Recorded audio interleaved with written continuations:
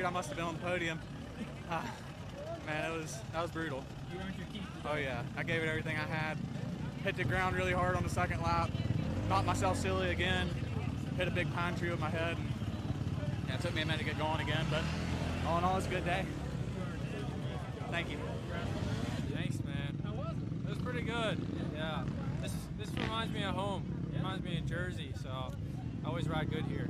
Yeah, it got really rough, but I was just I got pumped up in the beginning and was riding with those guys, and I tried getting away, but arm pump, and I was just like, I'm gonna chill out and let it settle out, and then I dropped the hammer and got away. So it was all good. Thanks, man. Thank you as well. It's pretty gnarly. Thanks It was to my fun though. dad, Chris McCann, and my brother Will for coming Thank out, you. and the whole Podium RPM racing team. Yeah, it was. Associated Right behind with open the ice. race. Through the first corner, went back to like third, Good and then job. got into a lead like a It's all right, mile come into the get my woods, giant check. and then never looked back after that. Tried to put All my right, head that down will and do put it the full for way. our XC2 Thank you. coming up. Make some noise for your top three in the overall. Bang! Popping bottles on the GNCC podium. Get you some cheers. One more time, your top three: Grant Baylor, Trevor Bollinger, and Ben Kelly. There it is. Cheers, man, like you've done it 1,000 times. One more time, your winner here today. Cheers.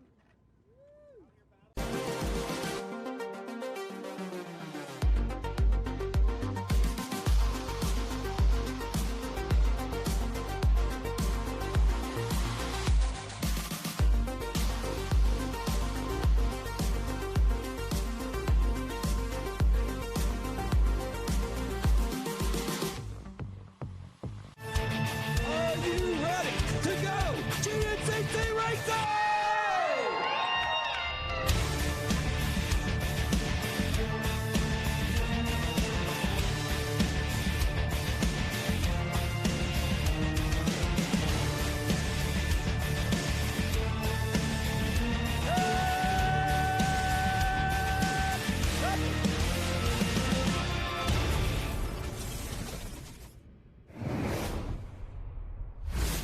Good afternoon and welcome to round number 6 of the Grand National Cross Country Race Series presented by Specialized, an AMA National Championship. We return here to Crawfordsville, Indiana, Ironman Raceway for the Hoosier GNCC this weekend at the Shaver Family Farm. And it's been a little longer than what we've been used to in between races here. A couple extra weeks in there. Time to think, time to train, or maybe time to keep the momentum going. If you're that guy, Ben Kelly, the #1, the defending champ, is perfect after 5 rounds of racing. And hey, we know it has been an injury-riddled year in the XC1, XC2 as well.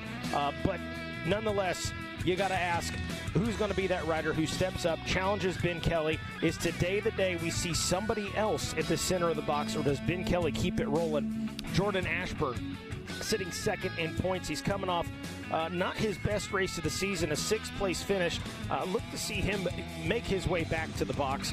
Trevor Bollinger, he seems to have found himself this season. The 739 Rockstar Husqvarna rider coming off 2 consecutive podium finishes, a 3rd in round 4, a 2nd in round 5, and you got to think, man, he's confident heading into today, and it's only a matter of time where, hey, I'm battling for podiums now. Now I expect to be battling for wins. So does he turn that corner here today and get up there and challenge Ben Kelly for a win? And of course, his teammate Craig DeLong having a solid year. And then how about this? Out of the XC2, Lyndon Snodgrass actually sitting 5th in points. Could we possibly see him on an overall podium today? Obviously, priority, hey, go out there, win XC2, but nonetheless, he's certainly a contender for some overall podiums. And let's dive a little deeper into that XC2 class.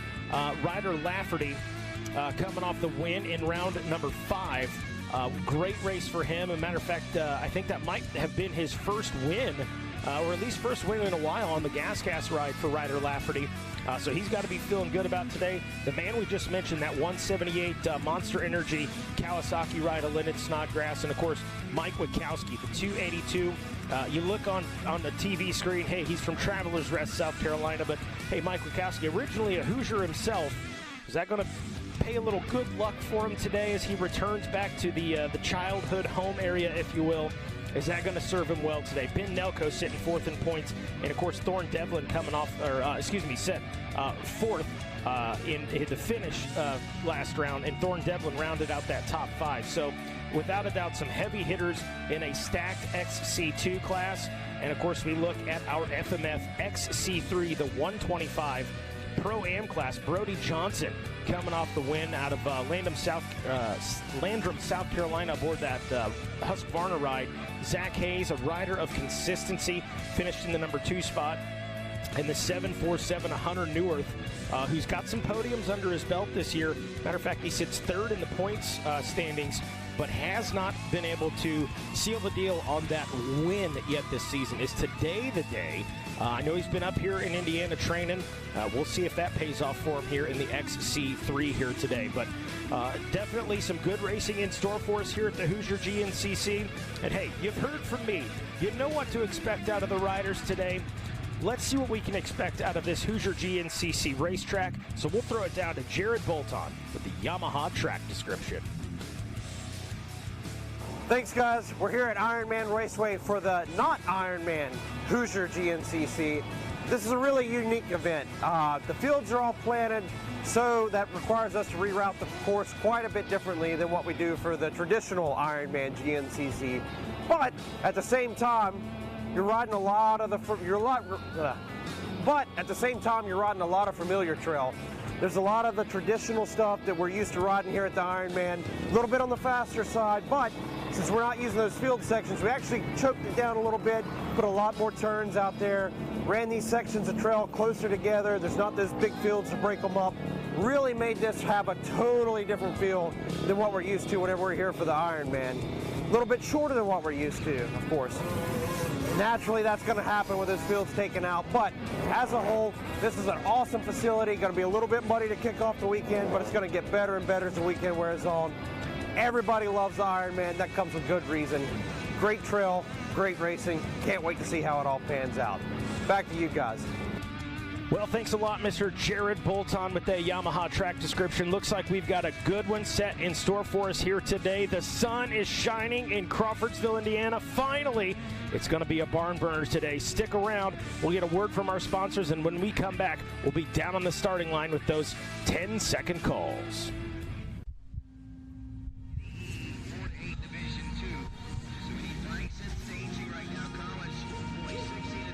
We all have our reasons to accomplish, to work hard.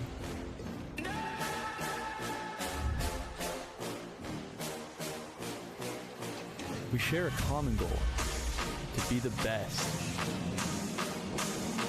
Keep fighting, put in the work, never take the easy way. Your drive and determination fuels our passion.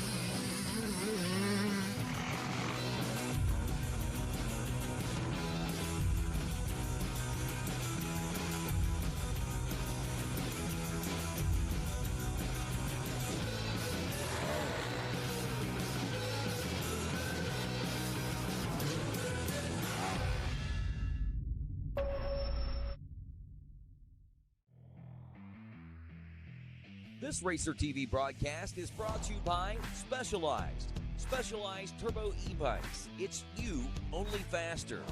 And by Rocky Mountain ATV MC. Get ready.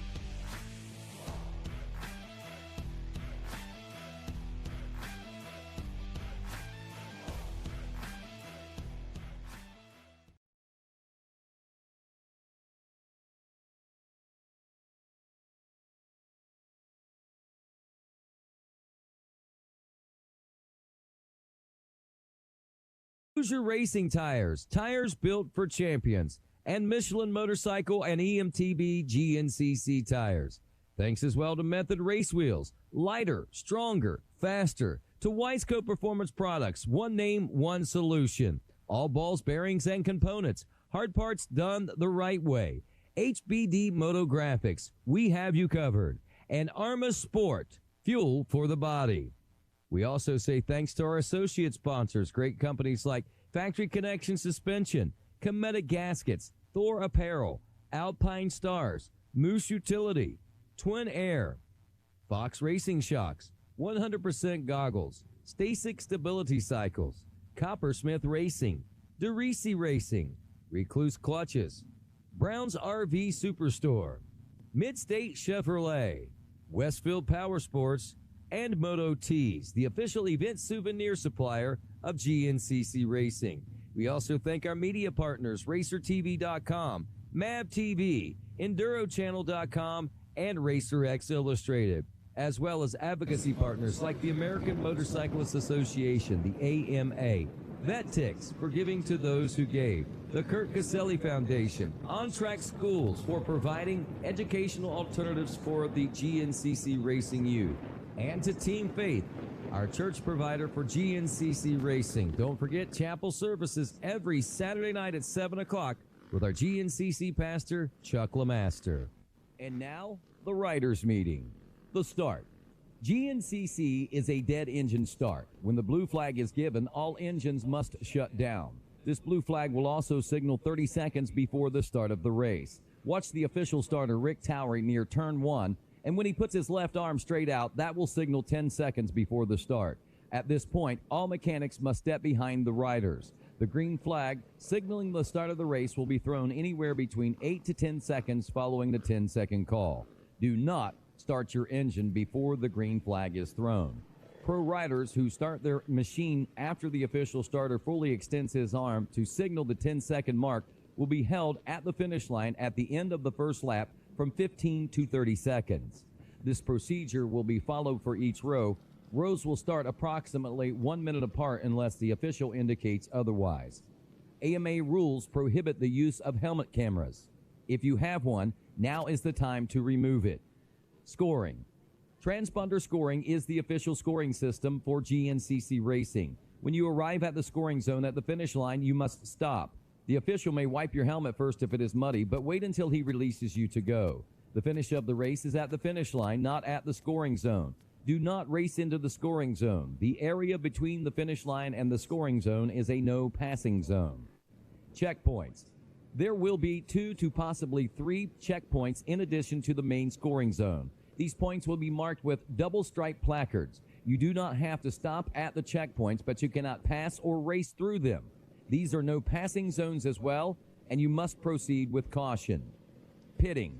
XC1, XC2, and XC3 riders are required to fuel in their designated pro pit areas, with the exception that if a rider runs completely out of fuel on the race course, he may obtain fuel outside from any source sufficient only enough to allow him to continue along the race course to his pit area, where he must stop and refuel whether he needs it or not.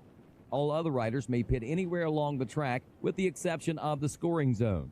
There is no pitting or signaling within the scoring zone. Crew members are prohibited from using pit vehicles during the race. The track. Once your row has started, you will follow the arrows into the woods. The course is marked with red or black arrows, ribbons, and tape. The marked course is within 25 feet of the race arrows. The exception to the 25-foot rule is fencing, signs, staked areas, hay bales, motocross tracks, or grass track sections. You must stay within the confines of these markings. You may not cut to the inside of a white pole corner marker. In addition, several areas are marked with red and white tape and red and white striped placards posted on both sides of the course. You must stay between these placards. X's signal danger.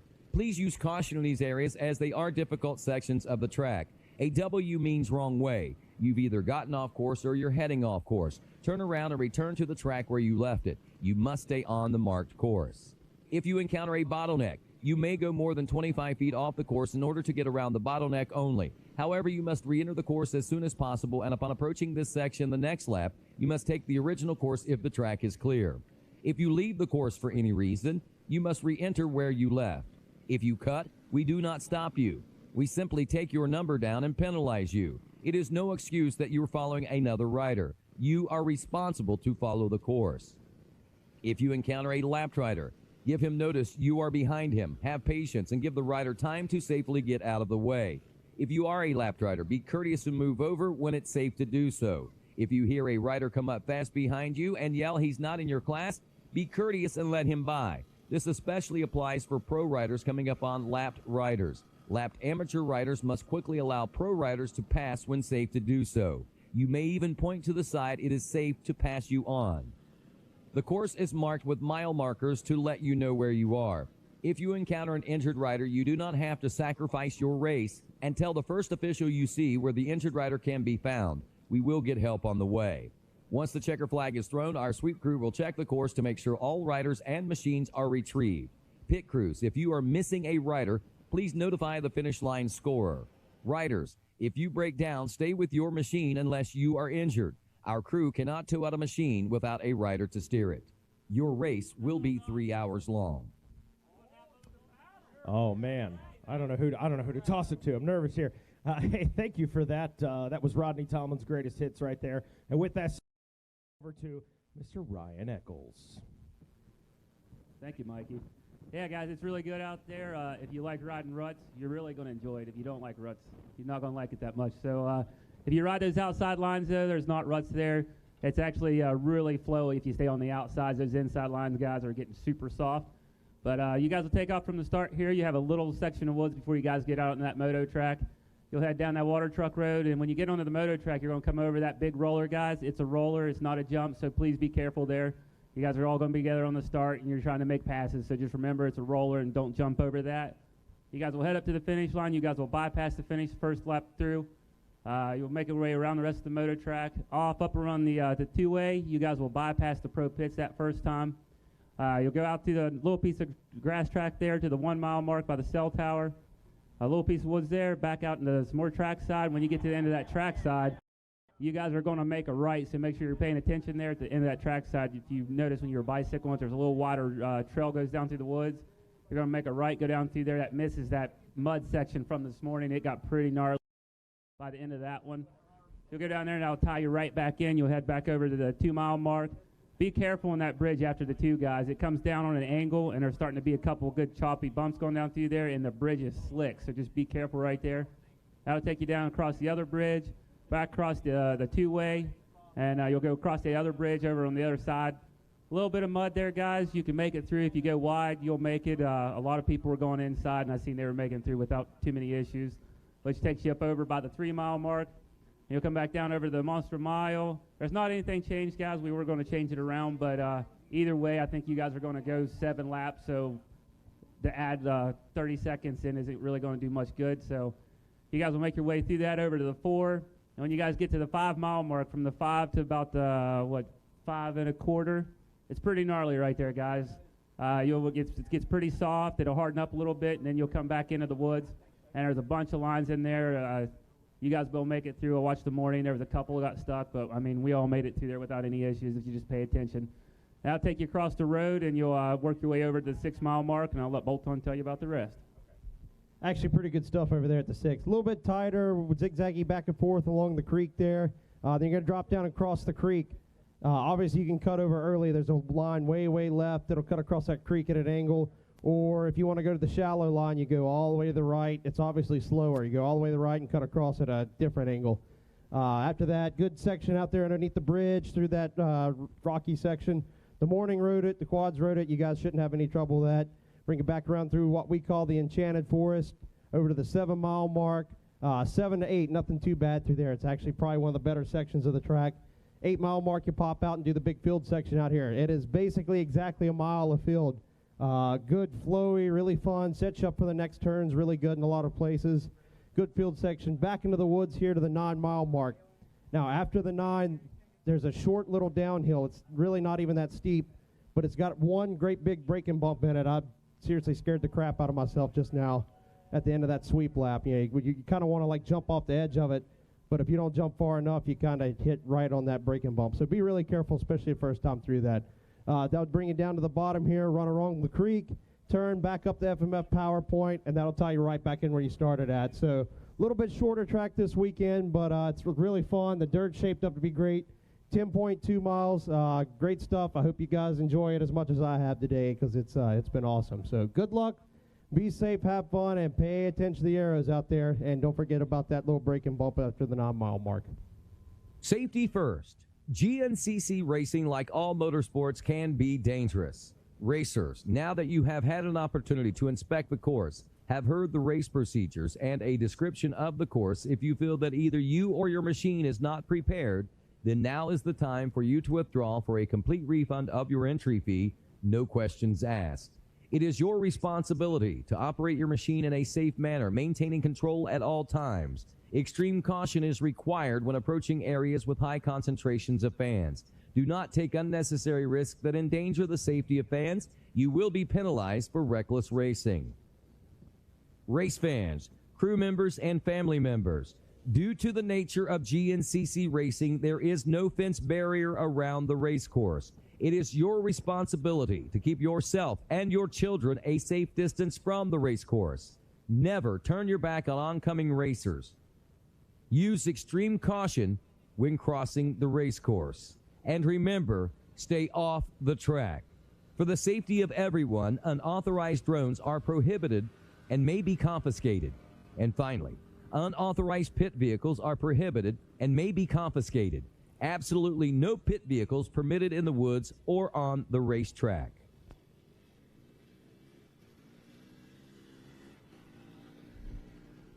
All right, now at this time, folks, now, generally speaking at a GNCC, we'll look at our heroes as the guys right over there, our XC1 guys, our XC2. Hey, maybe it's Dad out there. That's your hero. It's no secret that at GNCC, we take our military service very serious. We honor them. We honor our first responders, our law enforcement, firefighters, EMTs. And you guys are very familiar with the program, the Moto Hero program, courtesy of AMSOIL. They've been doing this for a few seasons now. And today, we're going to honor a father and a pit crew, and the pit crew of Bolton Baroth, out of the 250A class. He's in that class, competes mightily in that class, to say the least. He serves as a fire chief, 45 years and still counting of service with the Vienna Volunteer Fire Department. Walter was a fire chief, but with 2 sons racing full-time, he stepped back to become the assistant chief to help his sons out as well as his community. He has his North Carolina EMT certification and responds to calls almost daily. Walter will receive a $250 AMSOIL shopping spree, a set of Canati truck tires courtesy of GBC, 100% camouflage goggles, and a commemorative American flag from Columbia Sign & Company, along with a $200 gift certificate from them. So Walter, at this time, we'd like to invite you up and present you here, Walter B. Roth, with the Hoosier AMSOIL Moto Hero Award. Thank you. Anything you'd like to say? Not really. There's a lot of guys out here that probably deserve this a lot more than me, but thank you. Hey, we are grateful for your service. Folks, make some noise for Walter B. Roth, our Hoosier AMSOIL Moto Hero.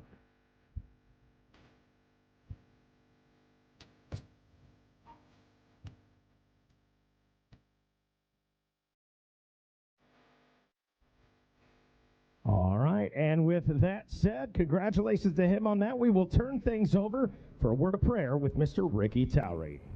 Thank you. Hey, let's go, Lord, and let's have a word of prayer together this afternoon. Heavenly Father, once again, we do thank you for bringing us all together safely to such a beautiful place. You blessed us with such a beautiful day. Lord, we just ask you to watch over these riders this afternoon. Lord, keep them safe. Let them go out there and have a good time together. Once again, we do thank you for our military men and women. Do watch over them. Watch over our local policemen, firemen, and paramedics, and all the small communities throughout the United States each and every day.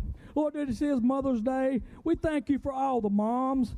Lord, they do things that we don't even know they're doing for us each and every day. Bless each and every one of them throughout the whole world every day.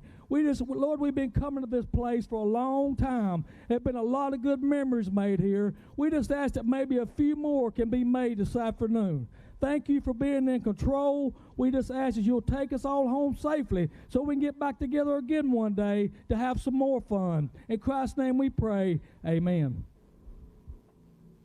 Thank you for that, Mr. Ricky Towery. And now we've got our prayer taken care of, and we know there's one more order of business to take care of, so we ask you, please remove those hats, cross those hearts, as we honor the greatest nation in the world with the playing of our national anthem.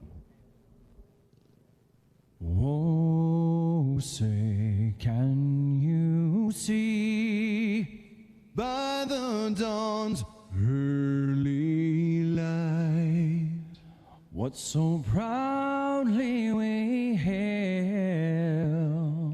at the twilight's last gleaming, whose broad stripes and bright stars through the perilous fight o'er the ramparts we watched were so gallantly streaming, and the rockets' red glare, the bombs bursting in air, gave proof through the night that our flag was still there. Oh, say does that star-spangled banner yet wave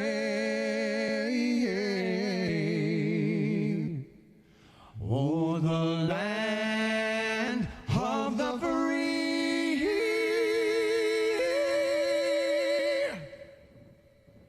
and the home of the brave.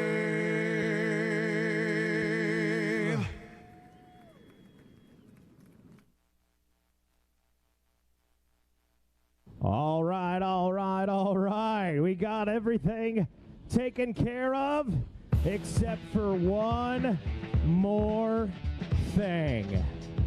Yeah, we got to do some pro rider introductions. And riding to the line, first in points, a man who is undefeated here in 2022, the FMF Red Bull Factory KTM, Ben Kelly. Riding to the line, second in points, the number 3 out of Tennessee, Magna One Motorsports Husqvarna, Jordan Ashburn. Riding to the line, third in points, the number 739 out of Morganton, North Carolina, aboard the Rockstar Energy Husqvarna, Trevor Bollinger. Riding to the line, fourth in points, aboard the 342 Rockstar Energy Husqvarna, Craig DeLong. Riding to the line, fifth in points, the 206 out of Connecticut on the FMF Red Bull KTM, Josh Toad. Riding to the line, sixth in points, the number 314 out of South Carolina aboard the Rev Motorsports Gas, Grant Baylor. Riding to the line next, he sits ninth in points, the 114 Babbitt's Online Monster Energy Kawasaki, Josh Strang. Riding to the line next, the 523 Ampro Yamaha, Lane Michael. Riding to the line next, the 212 Coastal Racing Factory Gas Ride, Ricky Russell. And And finally, the number 455 out of Sparta, Tennessee, aboard the Clover Hill, that's KTM, Justin Ashburn. And that, ladies and gentlemen, is your starting lineup for the XC1 here in this Hoosier GNCC. Well, one more order of business here. DJ Judd, remove the meat.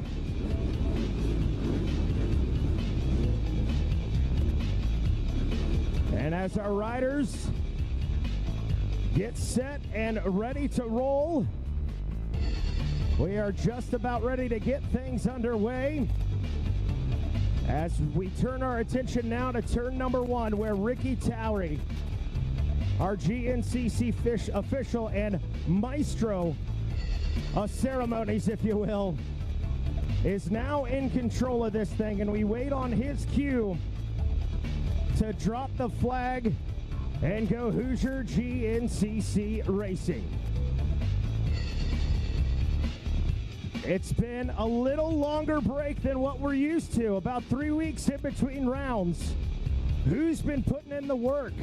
Who's going to step up and challenge Ben Kelly today? Undefeated. Does he continue that streak here today, or does it end? We'll know in about 3 hours from now, and Ricky Towery lets these riders know. 1 minute, guys, 1 minute. 1 minute. As the adrenaline starts going, the blood is pumping. And we are just about ready to roll.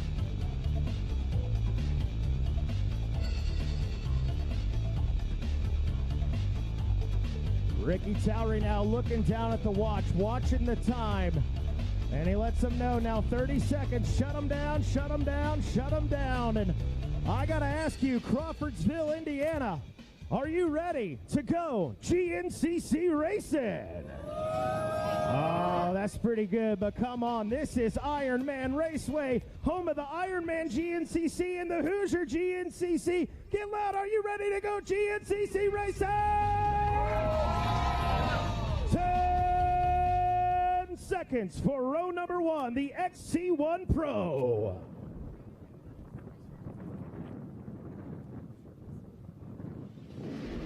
Bang! And we're off. Josh Strang with a good drive on the inside. Going to get closed out. Ricky Russell's up there in the fight, but it's going to be the 2:06 of Josh Toth with the whole shot, but Ricky Russell takes the early lead in this one. We turn our attention now to the XC2 250 Pro class, set to go in 10 seconds. Ryder Lafferty, Benjamin Herrera, Angus Reardon, Vincent Smith, Cody Barnes, Thornton Devlin, Jack Edmondson, Lyndon Snodgrass, Liam Draper, Mike Wachowski, Hunter Bush, Jesse Ansley, Evan Smith, Ben Nelko, Rui Barbosa, Simon Johnson, and Jonathan Johnson. That's going to be the 35, Angus Reardon, with a good start in this one and the whole shot. We turn our attention now to the FMF XC3 125 class, set to roll in 10 seconds. Brody Johnson, Brendan Poling, Dominic Morris, Eli Childers, Max Fernandez, Chase Goslin, Dakota DeVore, Zachary Garrissey, Jason Liscombe, Zach Hayes, Hunter Neuwirth, and Jake Froman. Oh, good battle out front. Oh, it's the KTM, the 5-2-0 of Chase Goslin grabbing the whole shot and the early lead for the XC3. Turn our attention now to the 250A class coming up again. Welcome back to JoJo Cunningham. See how he does out here in 10 seconds. Tyler Palmer, Trevor Goetz, Zachary Davidson, Bubs, Tasha, Jason Tino, Gavin Simon, Filippo Degassi, Benjamin Wright, Garrett Mundy, Bolton Beroff, Tanner Collins, Kyle Prismont, Mike DeLosa, Dylan Carano, Joshua Tack. That's going to be the 2-2-2 of Bubs, Tasha, grabbing the whole shot and the early lead as our riders duck back and round into the woods here. Turn our attention to the Open A class. Again, Open A in 10 seconds. Neil Inman, Tanner Whipple, Lucas Hull, Huck Jenkins, Travis Renard, Dylan Cruz, Lane Smith, David Bergen, Nicholas Hunter, Nathan Rector, Kyle Walker, Dustin Vincent, Cole Whitmer, Matthew McDonald, Tommy Fortune, Colin Anderson, Joshua Ellis. That's going to go to the number 40, Tanner Whipple.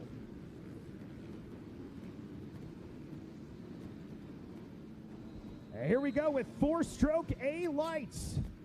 Four-stroke A lights ready and poised to roll in 10 seconds. Cooper Jones, Ryan Piper, Nathan Delaney, Sam Hall, Lance the Machine Machino, Chase Landers, Russell Smith, Ty Ely, Max Grant, Matthew Hollenbeck, Mitchell Owenby, Samuel Hinkle, Gavin Stephen Piper, Van Adams, and that's, it's tight, the 9-1-6, Jack Joy getting it done on the gas.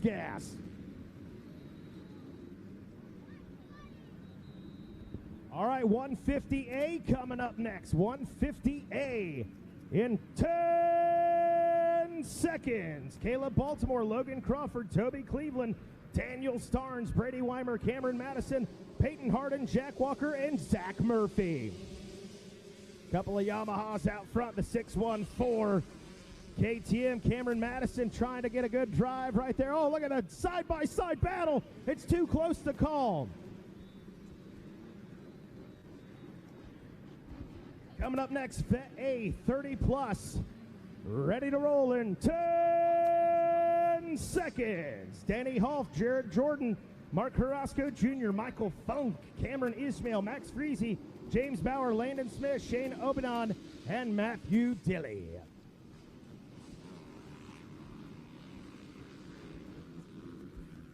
That's going to be the 551 of James Bauer. Coming up next, Senior A 40+. Joe Marsh, Frank Messina, Sean Remington in 10 seconds. Joe Dean, Vinnie Tomich, Curtis Ryan, Lane Wildfong, Larry Sylvia, Corey Torson, and Darren Darmus.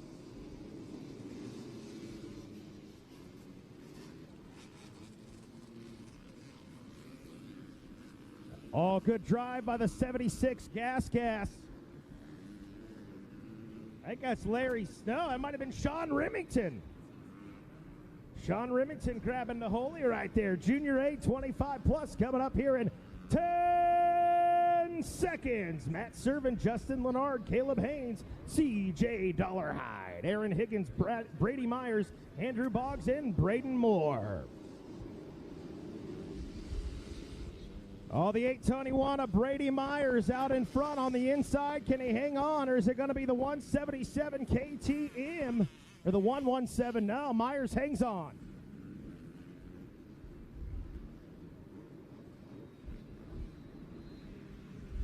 All right, we got him shut down. 250B coming up next. Andrew Inman, Nick Martin, Tyler Shields in 10 seconds.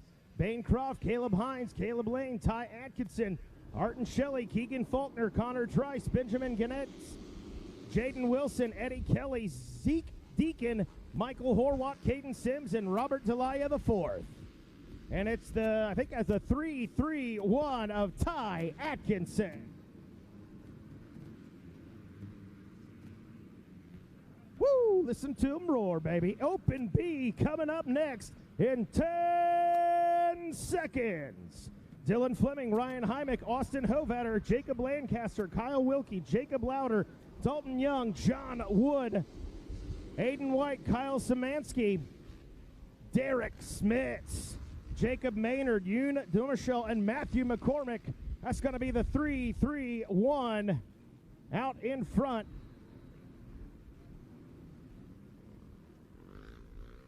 Four-stroke B lights coming up next. Ready to roll in 10 seconds. Landon Beatty, Thomas Allen, Rayleigh Messer, Shane Siselwich, Tanner Martin, Josh Villanueva, Brian Kubix, Wayne Tucker, Bronson Starkey, Nicholas Thompson, Lane Morris, Dakota Cunningham, Brock Belsole, Trenton Hole, Preston Horton, and Hunter Hurst. The 129 grabbing the whole shot.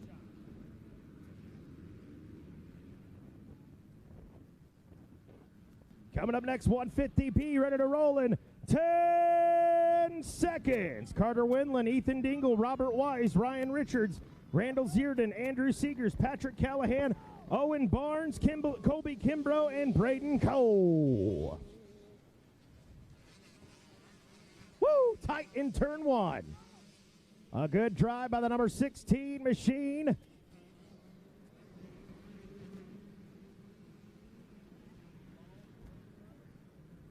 And coming up next, Vet B 30 plus in 10 seconds. Adam Odell, Brian Rastrersik, Scott Hopper, Juliana Lubinia, Chad Vaught, Nick Plank, Dane Robertson, Doug Hughes, Sasha Dierek, Ben Odell, Derek Idlewine, Eric Kettinger, and Ryan Ford. And the 8-1-0 of Eric Kettering grabbing the whole shot, an early lead in this one.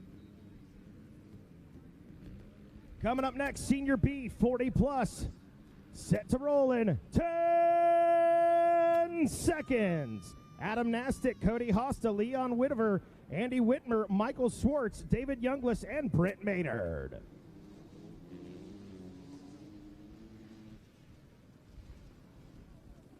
Rolling through turn number one here, coming up on the whole shot. It's going to be the 1-5-0 of Adam Nastic, grabbing the whole shot and the early lead. And finally, last but not least, Junior B, 25 plus, ready to roll in 10 seconds. Benjamin Fricks, Trevor Sims, Casey Munger, Jamie Spray, Ryan Miller, Nicholas Williams, Alex Grunder, Brad Russell, Taylor Myers, Colton Hawk, and Billy Saliga. In through turn number one here. I think that's the 377 of Ryan Miller coming through. No, it's going to be the 287 of Benjamin Fricks, grabbing the whole shot in the early lead. Woo! We're off and rolling here at the Hoosier GNCC. We're going to take a short break, get a word in with our sponsors, and when we come back, myself, Johnny Gallagher, and Rachel Guttish be giving you the race call here this afternoon here on Racer TV. Stick around.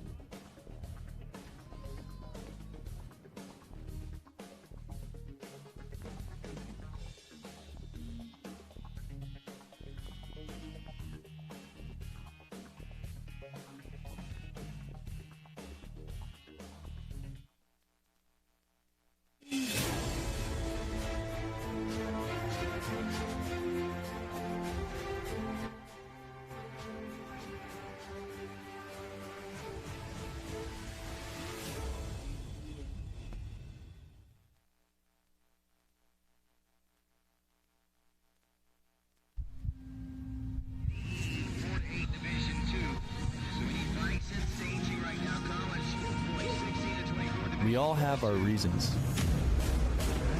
to accomplish, to work hard.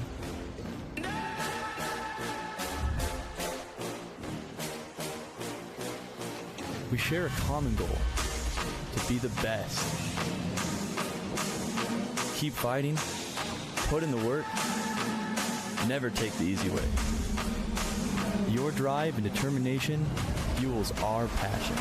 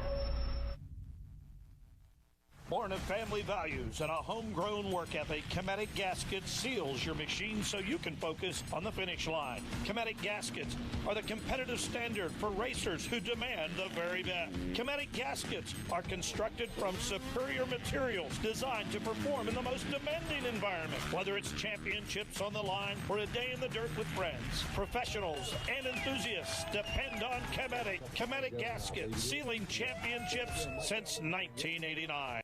AMSOIL runs on freedom and has since 1972. We punish our products firsthand in our world-class laboratories and beyond, because some things can't be learned from a test tube. Run with us.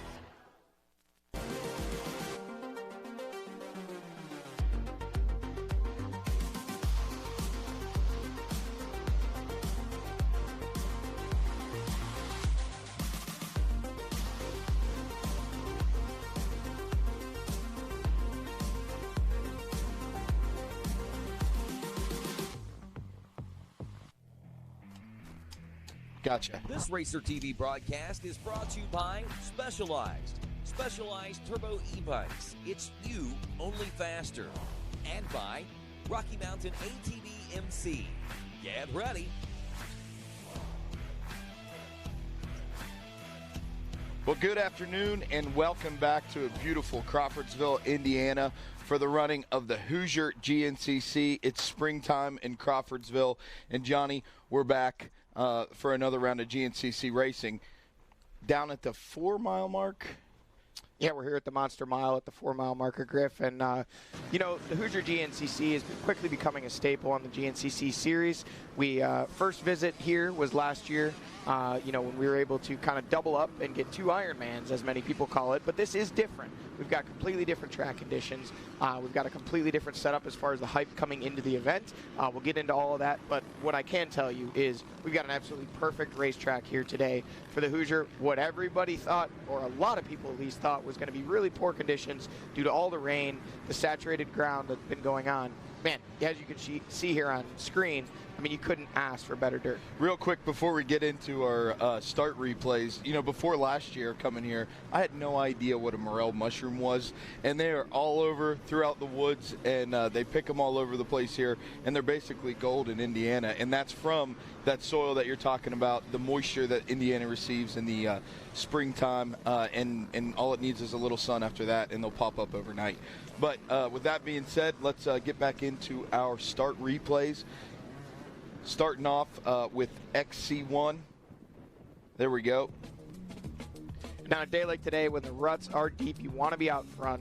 You want to try and get to the front early, push the pace, especially if you don't want to get caught up in a bad situation, get stuck in what could potentially become a lot of one-line sections here. We can see a lot of guys quick off the jump, but first out of the first turn, it was none other than, it looked like the 212 Ricky Russell had it, but at the last second, it was the 206 of Josh Toth who was able to swipe it away and still get to that second turn and head out of sight with the lead. Ben Kelly sneaking around there on the inside, putting himself in the mix with those guys as they headed into the woods. A lot of us were wondering what Toth could do with a hole shot, with a good start, get out front early. We'll see. XC2 now.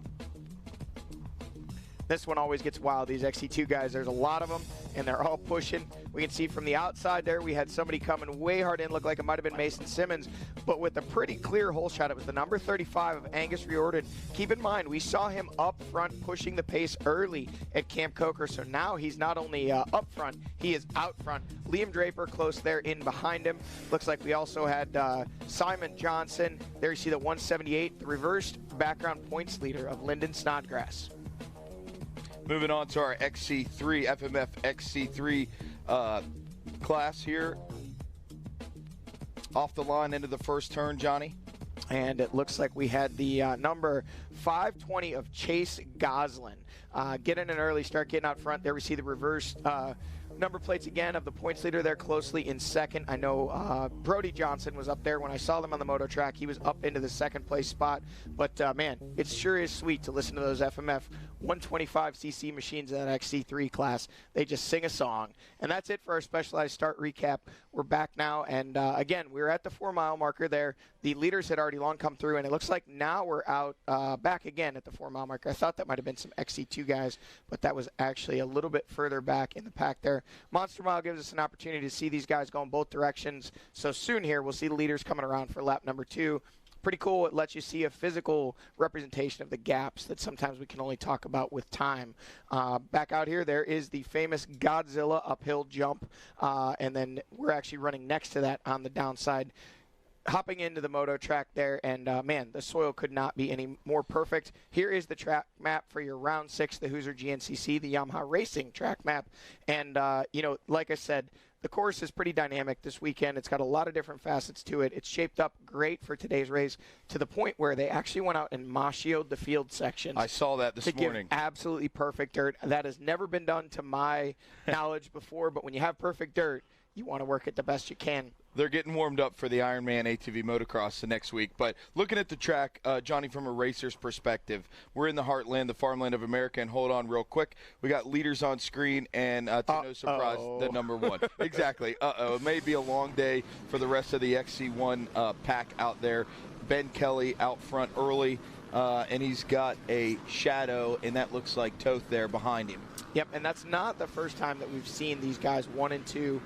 You know, we've talked about it, the New England Rippas, these guys came up together, rode for that Trail Jesters KTM team together, battled it out, had some absolutely epic battles in that XC2 class. The 523 Elaine Michael has moved up there into the 3rd place spot. Never question his sprint speed or his field speed. You know, he definitely knows how to carry speed in some corners.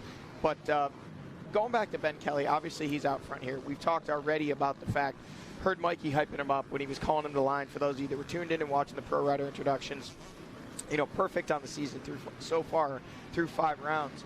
But one of the things that Ben Kelly really struggled with last year was his pace early. He's not a sprinter. He isn't known as a sprinter. He kind of takes some time to get warmed up and then rides himself into his pace. Well, this year we've seen him up front and actually starting to pull a gap early in these races, and I think that translated to last weekend him grabbing 5 of 6 test wins at the NEPG Enduro, which is more of a sprint type setup. It's not a full sprint Enduro, but it's, you know, it's just you against the clock. There's really no I don't want to say there's no tact or racecraft to it. Of course there is, but you're not trying to psych anybody out. You're not trying to wear anybody down. You're just putting down your best pace that you can, and it's translated into him again grabbing the early lead. There we see again Lane Michael on that Am Pro Yamaha. It looked like it may have still been Ricky Russell in that 4th place spot from that last drone shot that we had.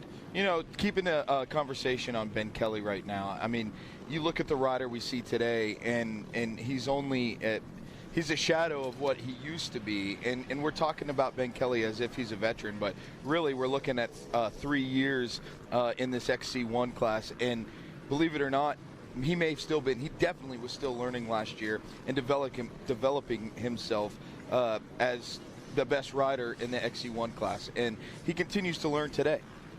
Absolutely. You know, he's continuing to evolve as a racer. He's still relatively young at 25 years old. He's been racing GNCC for a relatively short amount of time. His first season, I believe, running the whole year was 2015. So to put that into perspective, I mean, a lot of these guys that he's been racing with, I mean, Jordan Ashburn has been in the pro class, I believe, since 2010 or 2011. Ben Kelly didn't even come to his first GNCC until 2015. So he's learned quickly, but at the same time, I think his trajectory as far as evolving as a rider is still on the upward, which all these guys are improving, but that early in your career, you can just improve that much faster and that much more at a time. Absolutely, and he's a student of the game. I can tell you I've had to reach out to him for a couple interviews here and there, and one of the hardest guys to get a hold of, and not because he's preoccupied doing something else, it's because he's working on his craft, he's working on his fitness, and he's out there getting ready to race on Sundays. Yeah, absolutely. And, you know, Ben's not a media guy. I mean, he obviously, he puts his hat on when he needs to, and he does the interviews. And I think he likes... He's got a 100% response rate. Yep. I'm not saying that. Yeah, I'm saying when I call him, he's on the bike, on the cycle, coming down in now at the 10-mile mark on their way back to complete lap number 1. Yep, and they're out on this famed Ironman motocross track. So next weekend, the Pro ATV motocross guys will be here, and then in just a few months, the AMA National Motocross Series will be out there running the same track, although they're running it backwards at the moment. But, you know, nonetheless, it just works better with the flow of what we're doing here this weekend and the way that the track goes. But Ben Kelly leading the 206, teammate FMF Red Bull KTM of Josh Toth there in second. And the pixelated screen doesn't show it, but still there in third. hanging right with these guys is the 523 on that Ampro Yamaha of Lane Michael. Coming through the infield now of Ironman Raceway and back onto the track the right way this time, hanging this left into what we like to call, we affectionately know as the lawn and garden section, because when she has her makeup on, she's beautiful. Through scoring for the first time, bypassing it because the start ties in just before scoring. So we're going to get our first lap time, be it a little longer on this first lap. But they take off, and again, it's Kelly Toth followed by Lane Michael. Yeah, all these guys know their way around a moto track, and it is the right direction this time. But, you know, it's at least yesterday it was pretty deep. It got really rutted up, so it was kind of difficult to carry speed through some of this stuff. It dried up quite a bit even from yesterday. The dirt was good yesterday, but today, I mean, we talked about it. They machioed the track. That's an interesting sand section there. If you watch the Outdoor Nationals, you can really see how it shapes up. It's super rough. Those aren't rollers. I don't believe that there's rollers in there. They make them rollers when they ride through it. A question real quick, Johnny. So, like we said before, we come here 2 times. Being in the farmland of America, all of the fields here are planted. How different is this Hoosier racetrack in comparison to an Ironman in the fall? It definitely is different. You know, it just has a completely different flow to it because there's really only one big field section, and the rest of that, you pop out on the edge of the fields a few times. But Ironman, when it's the typical Ironman, not the Hoosier, and we can use all of the corn fields, all the bean fields that are currently planted, and obviously, as you mentioned, we can't run through those. It's got this feel of kind of jumping back and forth between tight technical woods, creek crossings, hill climbs, and then you come out and you have these big flowing field sections where this is the field section. You're only in it once. You only have that opportunity to kind of rest, gather your thoughts, shake out that arm pump, whatever it may be, one time, and then you're just in the woods grinding for, 8 miles until you come back out. Now, that being said, that field section is about 2 miles long. Right. So it's definitely a very long, section of fields, but it's all at once rather than broken up several times throughout the lap. Now, you saw the front runners come through the new Pro Pits, which is actually the motocross Pro Pits here at Ironman Raceway. That was a last-minute audible called by trail boss Jeff Russell. When we got here, there was standing water, and the fields haven't quite recovered from what happened last October. And we were afraid that the logistics of the event, it would be best to try them out in the motocross Pro Pits. So if you're wondering why are the Pro Pits on gravel, it's because we might have lost some semis buried in Ken Shaver's backyard. And Griff, honestly, that brings up a good point as we're watching. Ben Kelly continuing to lead, Josh Toth there in second, and Lane Michael's starting to look like he's a little racy, starting to put some pressure onto the back. Oh, look, they rerouted that. Come on, that was a fun section of racetrack yesterday. Where they just rerouted was gnarly yesterday. I mean, we were dragging skid plate the whole way through there, so good call by the finish line section at the Ironman right there, correct? No. Just after? Would have been leading up to, just before the finish, coming back last year. But, going back to that decision of moving the Pro Pits, and I'll just use this as a cautionary tale to everyone on social media who's talking about this race being canceled. Between me and the fence post, and maybe people aren't supposed to know this, there was a discussion internally based on just what it was. But, folks, that's why we don't speculate on these things. That's why we leave it up to the experts. Jeff Russell and his team. Been doing this a long time. They go out there, they dig up the dirt, they stick their fingers in it, they smell the air, and they figure out what's going to happen. And this weekend, as you can see by the dirt, they absolutely made the right call to, move some things around, adjust the track, adjust the parking. But we couldn't have asked for a better racetrack this weekend. And, man, would it have been a shame if they'd have caved to that pressure of just go home. Everybody, it's too wet. We're just going to go home. And now here we are with a perfect racetrack that we would have missed out on this weekend. So, little cautionary tale to the cancel people on social media. Absolutely. And they care. They care a lot. And another kind of modification to the track to make sure that we had a good one this week is right in the shot right now. We're waiting here just outside of the 3-mile mark, and you can see one of the 2 new bridges that we put into the GNCC racetrack here at the Hoosier, and that brings the bridge count on property from what used to be 3 all the way up to 5. We've got 2 behind staging, and we've added 2. Ben Kelly coming across the new bridge right now. Ben Kelly's starting to open it up just a little bit. And I tell you what, if you're Josh Toth, if you're Lane Michael, if you're any of these other guys, you better get on that go fast button real quick, because once Ben Kelly disappears, no one, and I mean no one this year, has been able to reel him back in. Ricky Russell solidly there in 4th on that Coastal Racing Gas. Welcome back last round. Talking with him after the race, seemed like he wasn't super happy with his performance, but a solid race for him. I think he just needs to race himself back into the mindset and the shape. There is Craig DeLong, the 342 machine. Looked like we saw Trevor Bollinger go by there as well. Maybe Jordan. Did we see Jordan Ashburn was there, I believe, in the 5th or 6th place spot. You know, Jordan's a rider that really performs well in these conditions. Here's the Grizzly Grant, the 314 on that gas. And, you know, Grant, not a fast starter, but once he gets rolling, I believe it was last race we saw him very, very nearly ride himself up into a podium position. Getting back now, let's check in with our XC2 that'll be coming. Welcome back, Josh Strang. How about that? Yep. Very cool to have him back. Absolutely. I mean, he obviously had that untimely fall in Florida, got tangled up with the lapper, and in his own words, he said, if I could crash 1,000 times every weekend or something like that, he said, this would still only happen 1 in a million. Here comes your XC2 leaders now, and it is Strang's teammate, the 178 of Lyndon Snodgrass, followed by the 35 of Angus Riordan. Looks like we may have one of the beta guys up there. It's hard to tell. Or I thought one of them looked like Draper. Could have been Cody Barnes, and I think Liam Draper was in there as well. So, yeah, there's your top 4-5 now through. And looks like we've got some more of those XC2. That looked like Mason Simmons going by there. Looked like another one, either Rui Barbosa or Cody Barnes. Kind of hard to tell those two apart. Here you find your co-points leader, Mike Witkowski, way back, barely inside the top 10. You can see him getting a pit board from his mechanic and also a sense of urgency, some screaming going on, saying, hey, you better get going. The leaders are starting to get away. Kick it into gear. Home state. Actually, I was about to bring that up. Mikey said in the opener that former Hoosier himself, Mike Witkowski. I don't know if you're ever a former Hoosier. Well, you're always a Hoosier, I guess, but has since moved on to greener training pastures, maybe, I don't know, over to the Carolinas. I believe he's based out of right there near Travelers Rest, South Carolina, right, where the Ampro facility is based. I believe he's been up here at least a week, if not 2, though, riding this dirt, you know, home train, you know, kind of his old stomping grounds, and spending some time at the SSR. Steven Squire, former GNCC XC2 racer, spending some time at his facility and just kind of getting used to this dirt, because it is different when you come back north. You've got this dirt has great grip. You have to ride the bike, the ATV, whatever it is that you're riding, completely different. Now we jump ahead to the 4-mile marker, Griff. Yep, back to the 4-mile marker, the traditional home of the Monster Mile. Normally we use this as a double shot. This year it's just one long camera shot. Ben Kelly coming through right now. Funny story about the Monster Mile we'll get to after we get our leaders in there, but it kind of is on a little precipice where the creek comes through and kind of leaves this area of the woods on an island.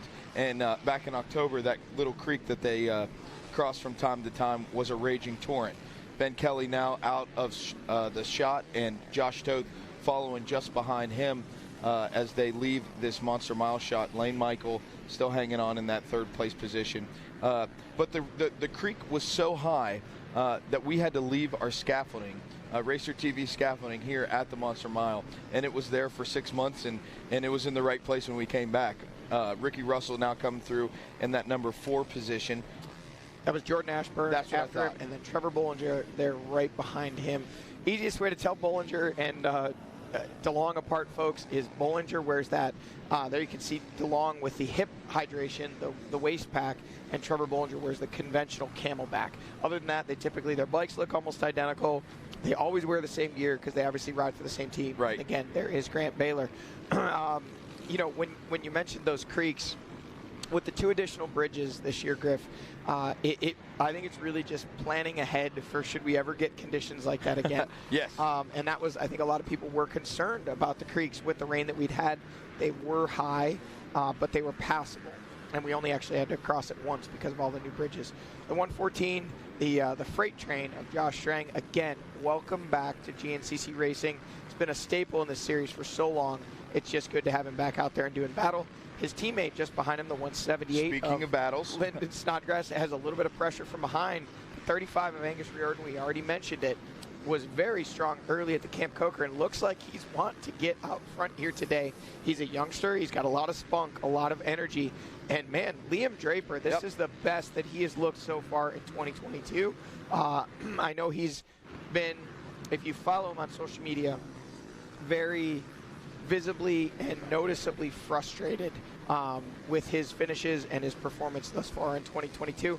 Witkowski now really starting to put some pressure on Cody Barnes, knowing that the leaders are starting to get away. He's made at least 2 passes since we last saw him. Let's take this this moment here, Johnny, and bring in our first guest. Actually, but producer says we're going to hold up on the guest. That it's a nice cutoff point. We're going to go to our first commercial break. Leaders in between the 4 mile mark and our next camera shot.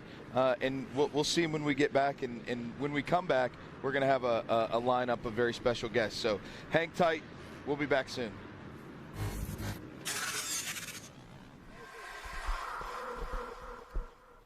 Last season was my best season ever by far. I won a lot of races. I won the championship, and it was also my first year using ARMA. And one of the things I noticed was just my ability to string good days together. You know, like especially in the summertime in Florida where you're riding every day and the heat index is 108 degrees and you're doing 230s and going to the gym and bicycle and all that stuff. I think in the past I've been super inconsistent day to day. Yeah, I may have a good race here or a good day during the week there, but overall I think where I improved the most was my consistency and my recovery.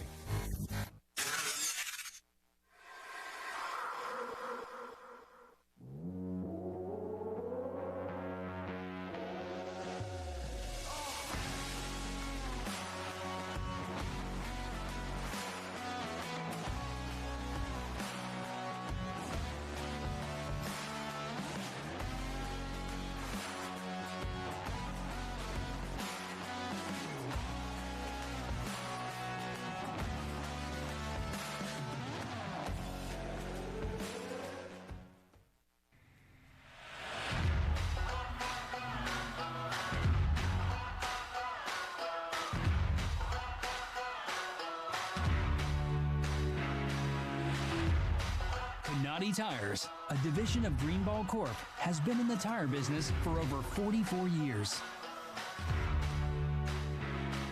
We're passionate about developing quality tires that perform great and bring extraordinary value to our customers.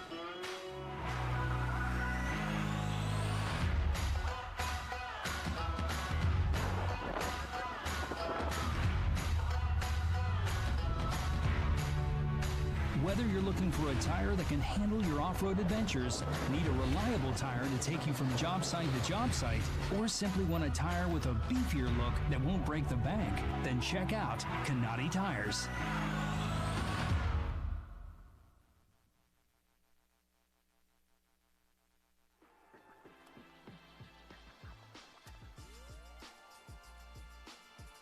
Hi, my name's Ryan McGrail, independent dealer for AMSOIL, here at the Ironman racetrack in Crawfordsville, Indiana for the GNCC Hoosier event. Live in the AMSOIL booth, we got a wide selection of products available. Got Mud Slinger to sling off all the mud, chain lube that doesn't fling off your chain, Dominator racing oil, good for the track event, dirts event. It's also good for snow. Dominator two-stroke oil. Stop by, we've got a raffle box, fill out an entry slip, win up to a case of oil amongst several other prizes. We'll be back here for the Ironman event in October. Hope to see you this weekend or hope to see you at the Ironman event.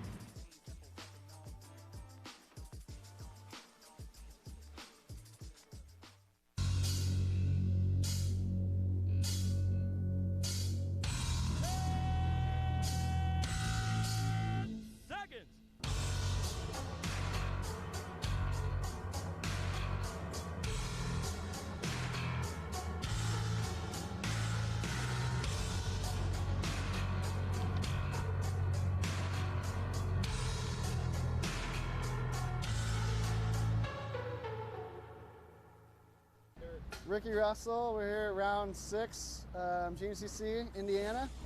We Hoosier. It's gnarly out there. It's the dirt's. It rained for 3 days straight. It made it very muddy and soft for the quads, which it dried up surprisingly fast, but it's still really soft and spongy. So ruts are deep and big, lots of chops. So it's gonna be gnarly, long 3 hours. Yeah, I just I came back at Camp Coker the last round, and we weren't far off. Like, I got a good start, and we were right there, and I let a few of the guys by just because I missed the first few rounds, so I just was trying to latch on to them. And once we got into race pace, I didn't lose a lot of time from second to fourth. It was like they were like 20, 30 seconds ahead, and we all kind of stayed like that for most of the race. So I just need to stay up there and not almost give in so easily. Just push for that little bit extra and stay up there. Like I said, the beginning, the intensity is high, and then it kind of smooths out a little bit, and I just need to make sure I stick in there until the halfway point and just push all the way to the end. There you go. Little words from Ricky Russell right there on his perspective heading into today and where he's at. Joining the booth, hey, Mikey Wayne's here. What's going on? Alongside Mark Hyde and Rachel Guttish will be joining us here in just a moment. Mark Hyde, I think probably 99.9% of the folks out there watching are like, man, I know that guy. But for those that don't know, man, tell us a little bit about who you are and the history. Who is Mark Hyde? Well, I work for KTM Motorcycles and help with the trackside support that we're at here every GNCC. If you have a problem, come see us. And before I got lucky and got into this job, I actually raced a bunch of these GNCC races over the years. And most people remember the Blackwater 100. There we go. There it is. I won that race 4 times, which was more than anybody. And that kind of set me on my path to 3 national championships and then avoiding a real job the rest of my life. That's what it's all about. That's the important part there. So, and then Rachel, go ahead, turn that on, and also join in booth here with Rachel Guttish, the Bonanza Plumbing Gas 9.2 backed ride. Rachel has kind of filled in for us, called some WXC this morning. Again, Rachel, kind of the same breath. 99.9% of the people out there watching and listening, they know who Rachel Guttish is. But for those that don't, for that 0.01%, tell us a little bit about you. All right. Well, as far as GNCCs are concerned, I'm currently the longest-running, still active WXC Pro rider. I did my first race at 15 in Florida and was terrified on my Super Mini, and things have gotten a lot better from there, clearly. So I've been around at least to see the growth of women's racing at the GNCCs improve just tenfold. Like, the number of riders, the depth of talent we have is really, really quite incredible right now. But anyway, so I've been racing GNCC for 11 seasons now, currently out with an elbow injury, which is why I'm in here, not out there. We talked about this yesterday. I said, Rachel, it's good to have you out here. Ben Kelly on screen, out in front, stretching it out. And I got to say, Mark, Rachel, you guys can attest to this. I live here, and I'm 7 miles from here, and to think that we would have dust here on Sunday like this, I just said, you're crazy. There's no way on earth. Hey, there it is. And Ben Kelly absolutely scooting right now. Mark, what's the rest of this XC1 pack got to do to have a shot at battling this guy? I'm glad you brought that up because I watched Ben the first time through here. Look, see how he went out wide, went inside. He's missing all the bumps, all the holes, and doing an excellent job with his racecraft and picking good lines. I watched the first time through. The other guys were in the main ruts, hitting the holes. Now, that might not pay off a lot now. When we get to that last hour, Ben should be a little fresher. I think that's something that Ben really improved on last year was his racecraft and running up front, when to make a move, when not to make a move. So just watch him out here in the fields. You can see the growth of this rider and the talent that he has. And a couple of just a little subtle things he does that just gets a split second here, split second there, and lets him gap the rest of the field. See, look how he went outside, inside, stayed nice and smooth right there. Yes, that's like a classic grass track ISDE sprint test kind of pattern, that outside in, almost like, being in Indiana, like watching race cars go. Like, it's that bank out, bank in, and because not a lot of riders think to do that, that's going to be your smoother line, because you got to remember it's been mostly C riders on this track all morning. So all of the lines that are beaten are not probably the most efficient lines. So then you're almost getting like a double advantage by doing what he's doing there by, you're missing the bad stuff and also taking the line that's fastest. Oh, yeah, that is Lane coming through, isn't it? And Lane Michael going at it there in the number 2 spot. It's interesting both of you brought that up about Ben Kelly, because you hear guys talk about, man, Ben's not necessarily the fastest guy out there, but he's so meticulous about his line choices that you're right. I mean, he's got the energy when it gets down to the end of it. And is that Jordan Ashburn on screen? I think it is. That looks like him. Yeah, I think that the great thing with Ben him and Josh Toth came up together, so they had each other pushing each other really hard. But then being around Caleb Russell and the whole FMF KTM effort, there's just so much that you learn. And Ben pretty much, dominated XC2 there for 2 years and had a great run when he first jumped into XC1. So there was a lot of pressure put on him last year. And I think after he got through last season, doing what he did, he got out front early, and then he was more trying not to lose than he was to win. And at the end of the season, too, Stu Baylor put a lot of pressure on him. And you saw Ben make a few little mistakes, gave away some races, but I think he learned so much last year that you're seeing those effects this year. He's so confident right now that he's able to, if he feels the race is there to take off initially, he will. If not, he just bides his time, sits on those guys, watches what they do, and then he knows that last hour he has them covered. That was something myself, Johnny, and Rodney were talking about. Honestly, it's probably been the topic of conversation this whole season. That was sort of the one thing lacking from Ben Kelly's resume last year was those wins. Angus for the pass. Reardon right there. He's in the number 9 spot after picking up the whole shot in the XC2. But, yeah, one thing missing from his resume last year was that he's had to sit back after Stu came back and watch him click off all those wins. And you could kind of tell Ben is he's cool, he's calm, he's collected, he says the right things, checks all the boxes. But you could tell it kind of bugged him that, yeah, man, I'm the points leader, and, yeah, I'm in position to win this title, but I don't have the wins that Stu has, and I have to hear about it on social media and in person. So I don't think you can take anything away from Ben this season. You look back at Big Buck, and, he was riding really well against everybody then. The race that stands out to me the most this year was the post-race at Florida when we had guys passing out after that race, which is almost typical of Florida. But to be expected. Ben comes off the track, takes the helmet off. Of course, he's sweating, but he's smiling, he's laughing. And I said, dude, could you have done 4 hours? And he's like, yes. But don't tell Carrie Joe that because we don't want to race 4 hours. So his endurance is there. Whatever he did in the offseason, as if he needed any more help being great at racing, he's put in the work, and it's showing. And aside from the sheer physical fitness standpoint of that, I think that speaks to what Mark was saying about his line selection. Yes. And being smart about, if you just hammer the main line the entire 3 hours, it's going to wear you out. There's no way around it. But since he is so precise and methodical and can put his front tire exactly where he means to put it and not an inch on either side, that's what I think helps make the difference in the endurance. Getting a live example of it right here. And also winning the championship last year under the circumstances that he won, just having to really grind it out at the end. Gave up some few race wins, and I know it really bothered him. But, I think it really helped him grow. And he learned a lot from Stu, because Stu kind of sat on his rear wheel, let him do all the work, let him pull him along. Yeah. And then at the end, Stu would jump on him. And now Ben is in that position where he's done that a few times this year, where today, obviously, he's not doing it. I think he's feeling comfortable. He loves this place. And he's just, when you win 6 races in a row, too, it's hard to not be confident in yourself and your ability. So I think he's comfortable pushing the pace early, and especially on this track because, like I said, the dirt is so good. Yeah, that's a good point producer just brought up is obviously the big story early this season is all the injuries we've had, with Thad and with Stu, obviously, and as guys start trickling back in. I'm throwing it out there. We'll talk quads for a split second here. Coming into round number 1 this year, Bryson Neal didn't have all the seat time coming off the injury, and I'm like, well, if Bryson Neal overachieves, he might get a podium, but I see him a 4th, 5th place rider, and he comes out and wins it. So I'm not going to sit back, and we all know how Stu Baylor is, and say it's going to take time for Stu to get reacclimated. He may get 4th, 5th. Those guys are going to come out heavy hitting, because if nothing else, you want to be that rider that carries some momentum into whatever the case is, summer break, off season. You don't want to go the whole season without having some success. So when those guys come back, if you're Ben Kelly, what's the perspective there?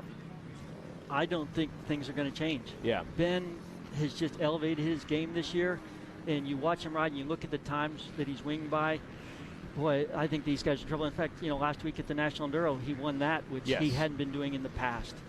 So he just just so much more confident in his ability. And you watch him on the bike, and too, being around Caleb Russell, and now Caleb's, opening up with these guys, coaching them up. Because you win 8 championships, you know a thing or two. No and doubt. Ben is being that sponge and learning everything he can. And I think just his skill was always there, but now I think the mental side of things, picking lines, know when to push, know when to lay back, just all that stuff, comes into play. Even like a day like today, an interesting thing that could happen, when I was mechanic for Rodney Smith, he was a super smart rider. The first lap, or if this were to be a 6-lap race, those first 3 laps are longer than the last 3 laps. Right. So Rodney would kind of jump up front, hang out with the group, but save fuel.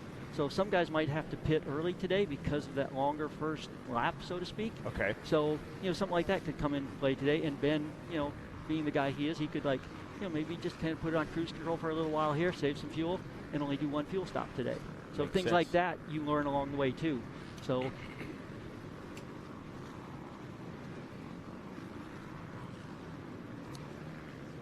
So it's. Yeah, definitely on the mind of Ben Kelly about these guys coming back. And, Stu Baylor racing the Enduro, doing fairly well there. Asked him this week, as a matter of fact, hey, are you going to, when do we expect you back? Kind of wondering, are you going to push it, be here at the Hoosier? Or is it going to be after summer break? I got to think he's going to race before then. He said most likely snowshoe. And, officially on that, that's what Stu said. I got a feeling a doctor said, we would like to see you wait until after summer break. And Stu goes, I'm not waiting that long. Forget about it. I'll be back for snowshoe. But what a race for Stu to pick to say, hey, you know what? The roughest, rowdiest, rockiest terrain. Yeah, I'll throw my leg over the M-Pro Yamaha and give it a go. Well, it's funny you should mention that because that's kind of my target race. That's your too. target. Well, look at so, Rachel. You guys, you're all crazy. Yeah, you're all crazy. Nuts. But as far as Baylor's decision to race the Enduro and not race here, I'm going to say, like you said, Enduros are a bit of a different game. Sure. There's less that can go wrong at an Enduro, I feel like. There's not lappers to usually deal with. Even though the trail's blind, the speeds aren't quite as fast because of that. So I think it's, not to say any of this is safe really or unsafe for that matter, but I think coming back for an Enduro was probably a smart move on his part, a good way to test the waters and see how he stacks up against the guys without putting himself into a GNCC 3-hour PM race. Plus getting the breaks too at the Enduro is nice. You ride 20 minutes, then you drink some water and hang out for a bit. So hang out on that, I don't know what that was. It was like a camping chair love seat with his shirt off and his baby in one hand and a beer in the other. It's good stuff. Yeah. What's your take on that, Mark? I mean, would you say, hey, I'm going to go give it a shot, see how I test out the Enduro before I jump back into a big 3-hour? I mean, what's the perspective on that? Yeah, because Stu, has typically been a better Enduro rider than he is GNCCs, even though last year he won a ton of races. But he's 5-time national champ there. And like Rachel said, you get breaks in Enduros. It's like a sprint, break, and you do that 6 times.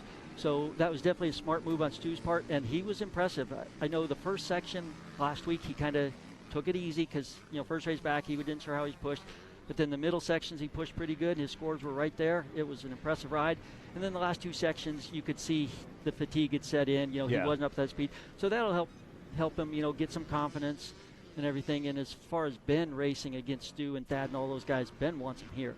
Because he doesn't want everybody saying, oh, you won because. Sure. Ben is a super nice guy, but he's a racer. Yeah. And he wants to be the best, and to do that, he wants to beat the best. I love that. Yeah. I think that's the perspective you have to have. No matter what, I don't care if it's, Little League T-ball. Yeah. You want to go up against the best to say you're the best. And, Ben wants that opportunity. That's also, a good point as far as GNCC is concerned, as is so much – how much more important is it now to stay healthy, to make sure you're there lining up? Rachel, I can see the wheels turning in your head over there, to stay healthy because, you may be able to go out and win 3 in a row, but if you're not lining up for all 13 rounds, you're in trouble. Exactly, especially with XC1 not getting any drops at all. Yeah. Like, even one bad race can be enough to sometimes take you out of championship contention, and I think we've seen just in the number of riders already out so far this season, none of them, like I said, you can't win anything if you're not there. You have to be there. That is the bare minimum standard to get you to a championship. Yeah. So, and it was so funny last year with Stu. He was in 2 series and on the opposite end on both series. Enduros, he won early and then just played the points game the rest of the series. He didn't have to win. Where the GNCCs, he was way behind the points, so he had to win. So it was weird. He won the Enduro Championship, but Josh Toth won the majority of the Enduros by a lot. He won the most GNCCs, but he didn't win the championship there. So he played both games, and they both worked out different. So it was kind of interesting to see how he plays. And I think Stu, get his feet wet in Enduros is a great call. And we've got a couple more Enduros coming up. We've got Missouri next weekend, and then the Georgia one. so he can get things back working again instead of having to just come out flat out racing against guys like Ben and Josh and the rest of the group that are out there, in shape, mid-season form. That's going to be hard to come back against. For sure. Ben Kelly in the Monster Mile now here. Mile marker number 4. Josh Toth still steadily in that number 2 spot. Toth, another guy in his own right. Boy, he's got some company, doesn't he? Lane Michael on the move, looking good. The 523 and Pro Yamaha. Lane Michael, one of those guys that you kind of, waiting on him to put together that full 3-hour race. Is he going to be there when we get to that 2-hour mark? What kind of difference will it be when we get to that point? Another strong, enduro rider in Lane Michael, but doing well so far. Yeah, it'd be interesting with him and Josh together. I think that's a good fit because both of them, are very fast, very capable. And maybe, if Ben up there gets a little lackadaisical, those two, they've got each other to work off, and maybe they can work together to pull Ben back in here as the day goes on. Trevor Bullinger having some success this season, coming off back-to-back podiums, coming off a second. I think he's finally to that point where, hey, I expect to see myself up there on the box. And, that's another side of the coin, if you will, is with so many guys out, now you have the opportunity, if you are a guy that's been off the box for the last couple of years, now you got the opportunity to show people that, hey, I can do it. And they're only going to have that much more confidence when these guys do come back that, hey, I'm performing and I'm doing well and I got a shot at this thing. Exactly, and then not wanting to lose that feeling. Yeah. Just because, okay, well, I did get on the podium and maybe some people weren't there. You're going to fight all that much harder to prove that podium is valid. Again, it's not like there's going to be an asterisk in the record books next to, you won this title because so-and-so wasn't there. But in your mind, the asterisk never really goes away. Yeah, it makes total sense. Yeah, and it's with these guys, too, that are riding now, they're getting their confidence, and then now they feel, I am a third-place guy, I am a podium guy, I am going to win races.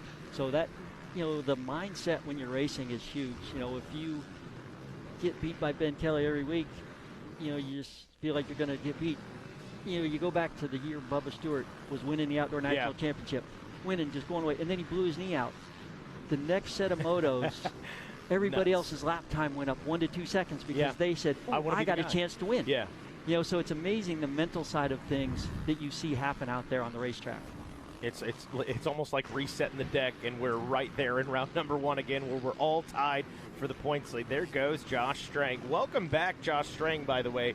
Good to see him out on the race course. Hey, we're going to take a short break. Can Ben Kelly hang on and stay perfect? We're closing in on about an hour into this one. We'll be right back with more GNCC here on Racer TV.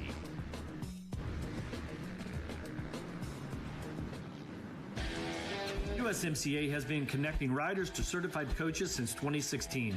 There are over 300 active certified coaches on motorcyclecoaching.org, and we recently launched our new mobile app, making it easy to connect with a coach and book your next training session. So here's what you do. Download the Motorcycle Coaching app, then search for coaches and upcoming classes. Once a training session is booked, riders have the option to pay for their class and even get a calendar reminder that will automatically sync to their phone.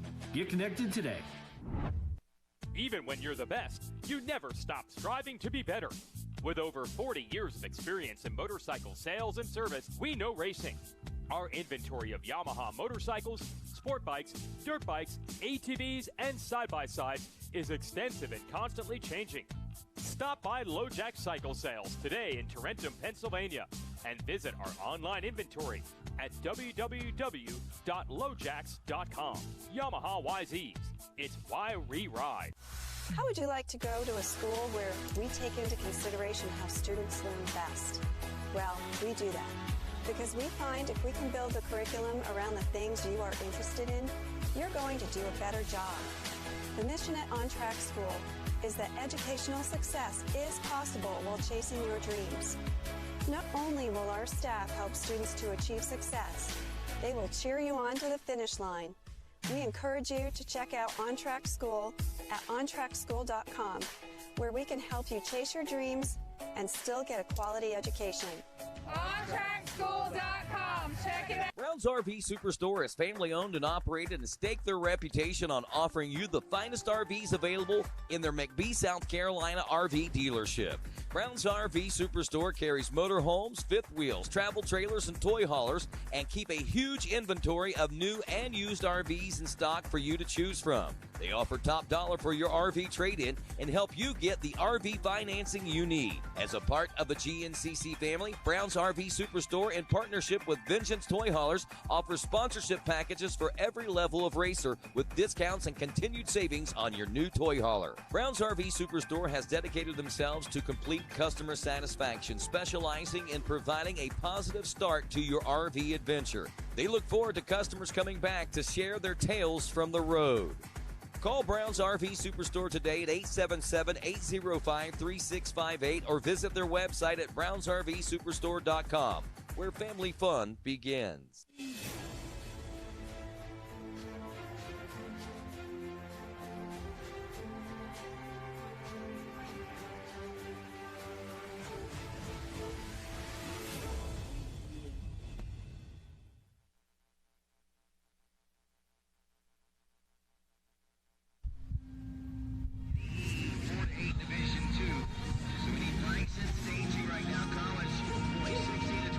We all have our reasons to accomplish, to work hard.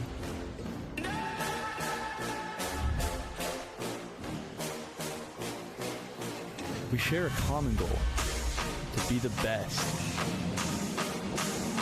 Keep fighting, put in the work, never take the easy way. Your drive and determination fuels our passion.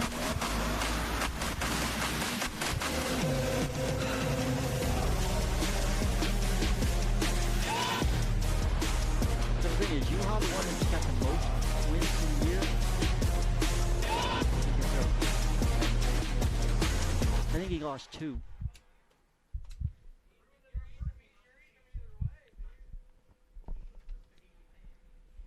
And we're back here at the Hoosier GNCC Round 6 of the 2022 series, watching some serious battles that are live, but these battles were just that much more intense last night at our Stacyc race, held every Saturday evening during the e-bike race, or just I tell you what, this has really become a fan favorite event throughout the weekend.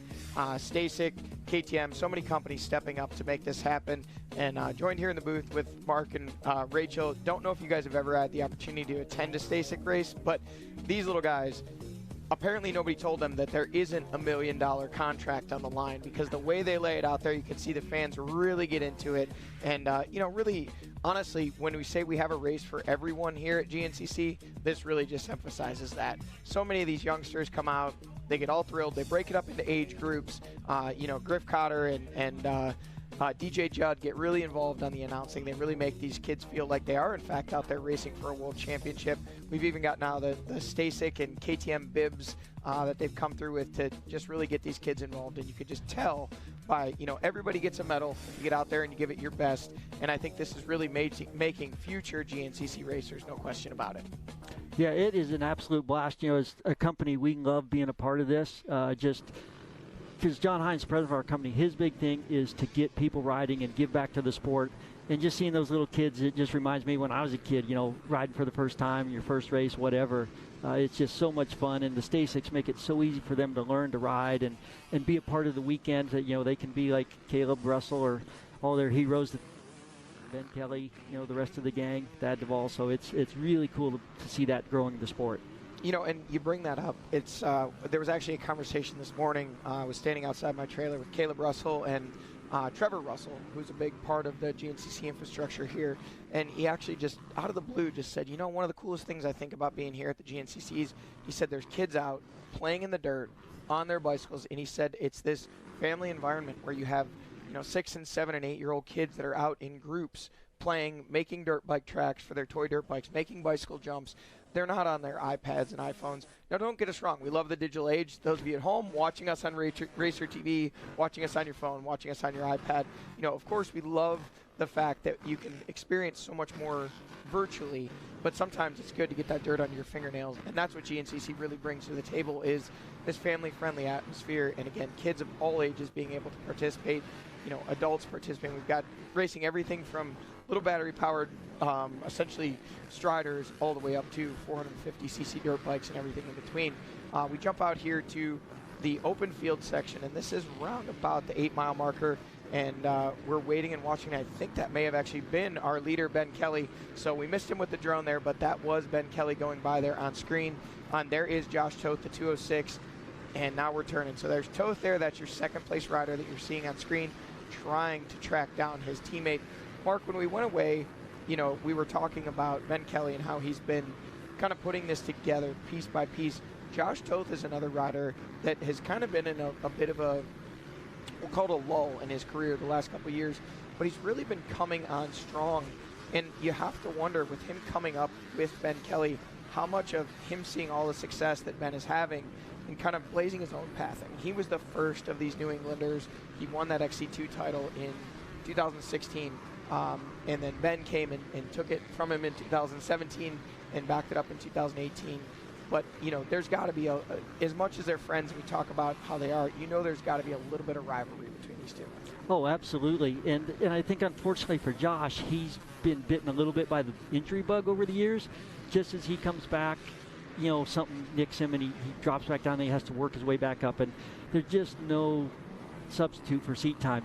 And you talk about that, too. Freddie Andrews, who runs the Kawasaki team, his brother Joel and I, growing up, he and I had some knockdown dragouts. And when I ever hear somebody, you know, I always want to see Joel do good and stuff, but whenever I heard somebody, hey, that Joel, he's going to get someplace, I said, no, I got to get there, you know. So it is. You might not say it, but you think it and you know it. And I think that drives Josh. And Josh has won a bunch of Enduros the last few years, but then he just, something weird happens and he just gets knocked down a peg. But, yeah, they are good friends. And but there's, you know, it's kind of like, you know, when you're on the same team, too, you always want to be the best guy in your team. So I know that's eating at Josh a little bit. And hopefully he can stay healthy and ratchet it up here and get back up to the front and give Ben a challenge. And we have already seen here in 2022 a 1-2 podium finish for Ben Kelly and Josh Toth going 1-2. I believe it was the Georgia round where they did end up, you know, holding it all the way to the finish. This is a rider that we've seen right here on screen, Jordan Ashburn, up in that 4th place position. I believe he is still ahead of Bollinger. I didn't see if Bollinger went by there on screen. So he's been battling back and forth with Bollinger for that 4th place spot.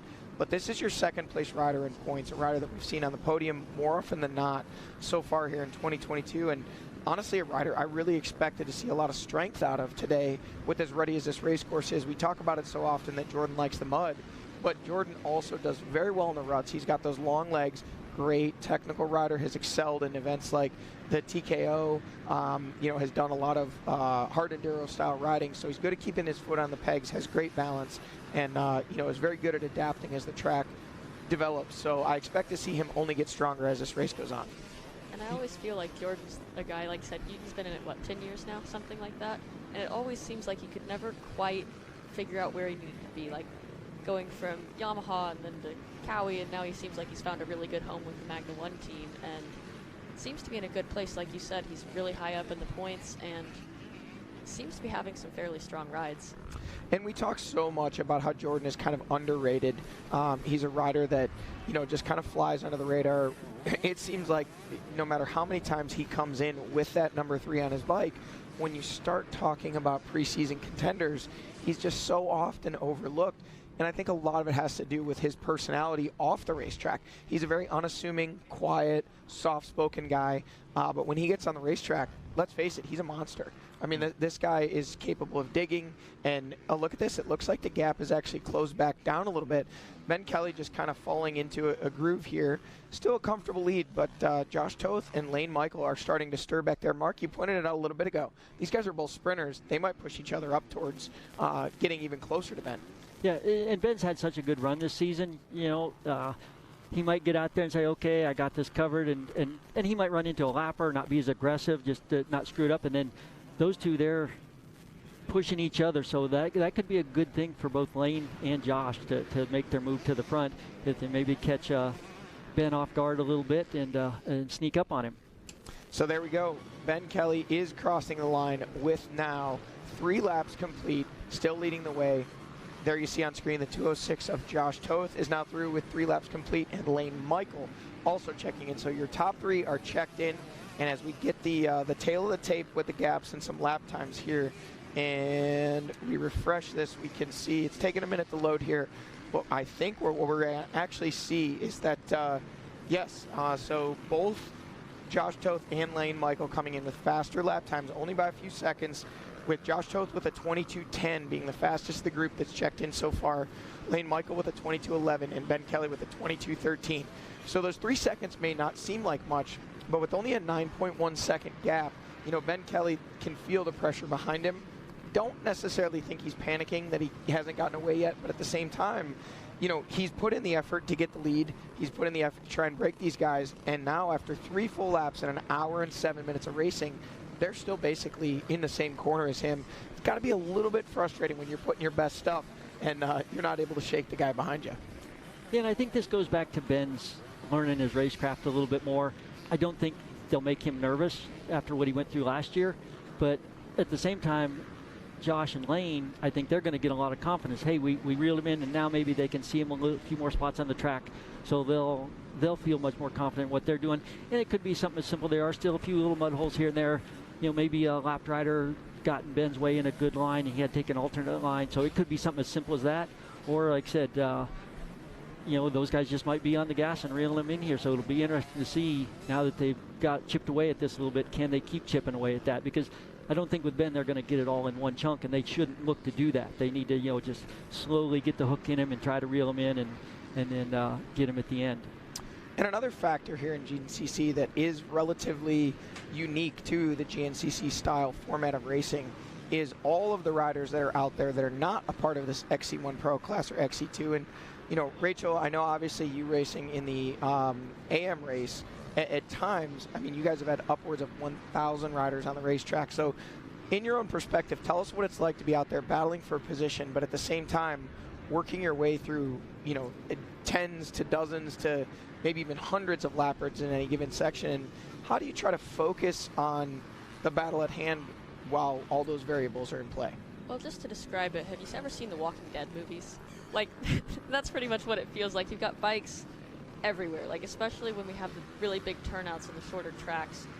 Just trying to keep track of the right helmet through all of that to find my, especially when I'm following someone, obviously, like we talked about Ben having good lines. If someone's in front of me, I'm assuming they're doing something better than I am, so I'm trying to pace off of them, learn from them, figure out what it is they're doing. And the lappers being in the way, it's more, honestly, the lappers more than anything I think are a mental game, because trying to stay focused when you have that many things going on and doing it for that length of time, that's the part that gets tricky with me. A second lapse and the guy's in your line, and a lot of times too, it's not quite as bad, I don't think, in the afternoon. I've only done the afternoon race a handful of times as far as the skill of the riders involved. In the morning, it gets a little sketchy because sometimes that C rider doesn't know where he's going, and if he doesn't even know where he's going, I don't know how I'm supposed to know where he's going. At least here, they're all riding with A and B, maybe some vet riders, but everyone on the track is skilled, and yes, incidents with lappers do happen, especially. What was that all about? Mark took exception to your comment about vet riders. Oh! But what I don't think Mark understands is he's not a vet rider. No. He is a part of that Silver Masters, Golden Masters. I'm past vet. I'm way past vet. Vet was 30 years ago, buddy. Yeah. Oh, it sounds like we actually, speaking of lappers and speaking of that morning race, I think we actually have our morning WXC and overall winner down with Griff Cotter in the GBC Tires pit stop area. I think he has Corey Steed, today's winner. Perfect. Yep, down here on Pro Row with your AM overall and WXC race winner, Corey Steed. Corey, nearly 600 riders out there on the track this morning, and you were the fastest one. How does that feel? Yeah, it feels pretty damn good. Talk about your race. You were battling there early on. How were you able to push forward to the lead and stay there?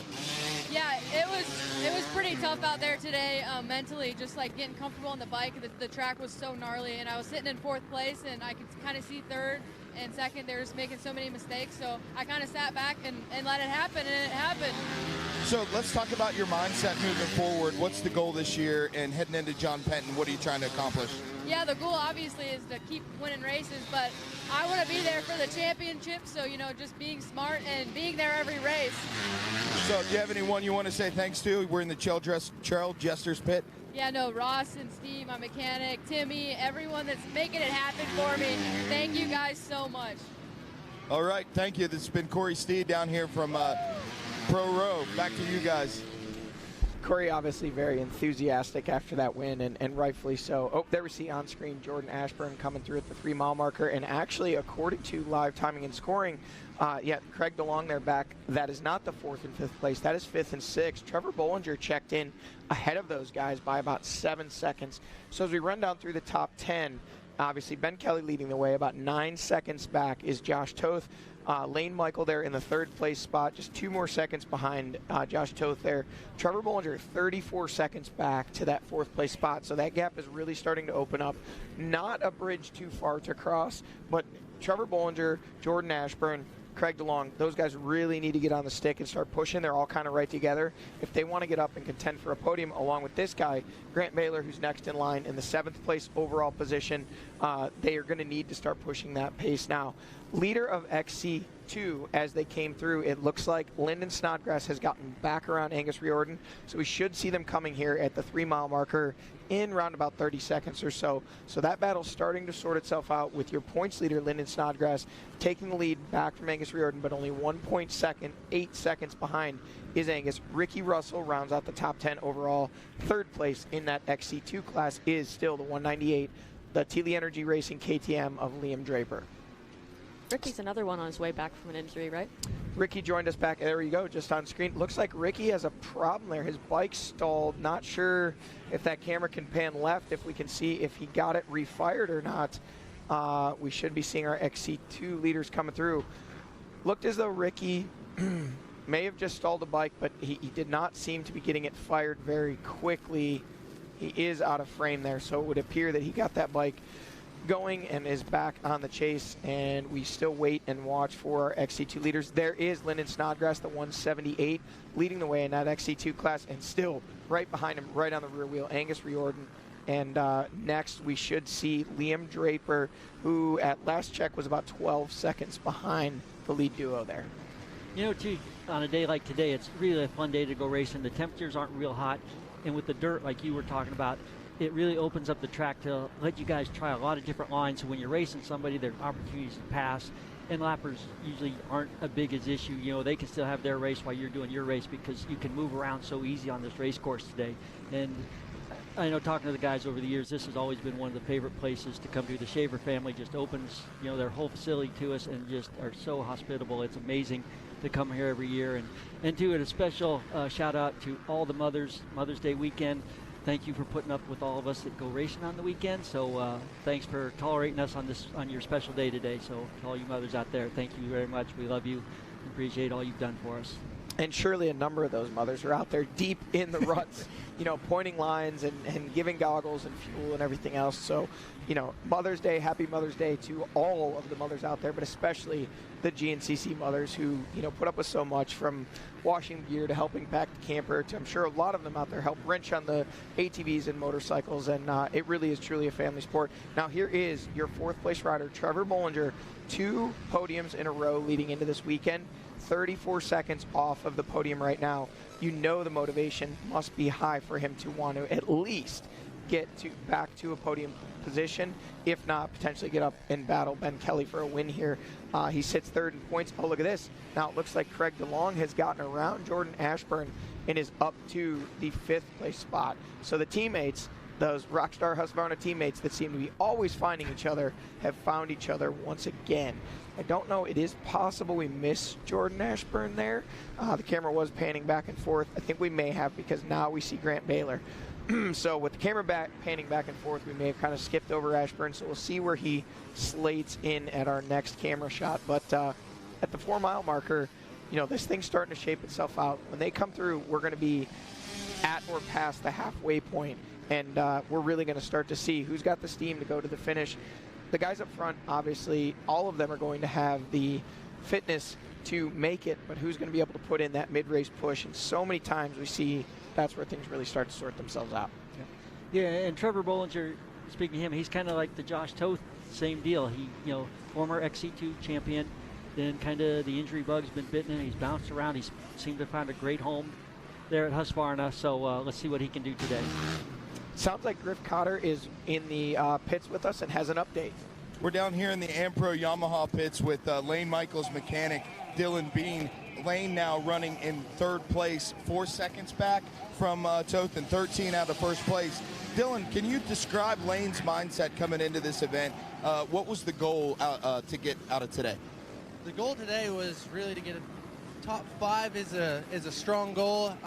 We just wanted to finish, seems how we haven't had a good finish, and he's just coming off an injury this year. So after Big Buck and after Tiger Run, we just wanted to get a full 3 hours under his belt, really. But he's riding good right now. Approaching the halfway point, could you ask for a better position to be in right now? No, he's doing real good. I'm very impressed with him. And he's still keeping the leader within striking distance. So as long as he can stick with Toth and be there at the end, we should be in good shape. What are you going to tell him when he pulls in next lap for fuel? Usually we don't talk much unless he's got an issue, but we'll just keep him in good spirits, keep him going. All right, we're down here in the Ampro Yamaha pit stop. They're coming to pit next lap. Back to you guys. So there we go, a little update there from Dylan, which is, as he pointed out, Lane's mechanic. You know, Lane has been strong so many times early in these GNCCs. We're approaching that hour-and-a-half mark. I do know that shoulder has been an ongoing issue, not just this season, but honestly going back several seasons. So the biggest thing for him is kind of getting the strength in that shoulder. The one thing I will say, and this could be a good thing, could be a bad thing, as tough as this track is with the ruts, you know, and you guys can speak to this more than I can, but the upper body strength that it takes to really fight these ruts, and especially with the dirt being as soft, as grippy as it is, you know, if he can make it through this race with a solid finish, top 5, even a top 10, you know, that speaks volumes of what he may be able to do on a track that isn't quite as rough. Yes, especially given how soft the dirt is. It's not muddy, like it dried out, but because it's springtime in Indiana and because the ground is soft, it's going to rut up and it's going to get rougher. More rough, I would say, probably than any GNCC we've had so far, with the exception of Florida, which is always a very special case as far as roughness goes. Would you agree with that, Mark? Absolutely. This place, it'll wear you out for sure. And as we watch some of the rest of the top 10 of our XC2 riders come through, we're going to hear a word from our sponsors. And when we come back, we'll resume the racing action here at the Hoosier GNCC.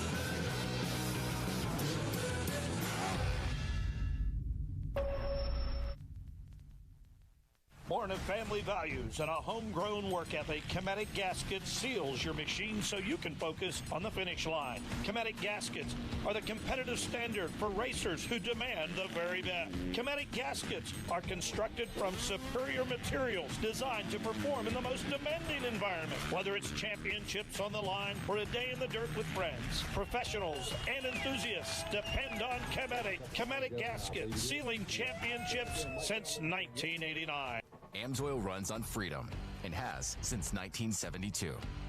We punish our products firsthand in our world-class laboratories and beyond, because some things can't be learned from a test tube. Run with us.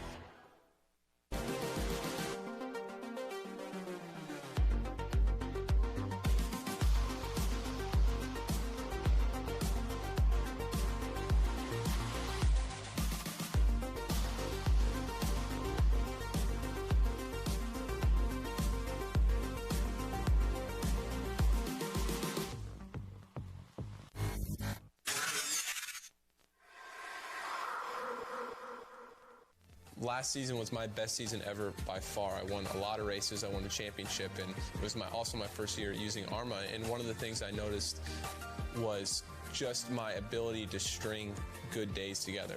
you know, like especially in the summertime in Florida where you're riding every day and the heat index is 108 degrees and you're doing 230s and going to the gym and bicycle and all that stuff. I think in the past I've been super inconsistent day to day. Yeah, I may have a, you know, a good race here or, you know, a good day during the week there, but overall I think where I improved the most was my consistency and my recovery.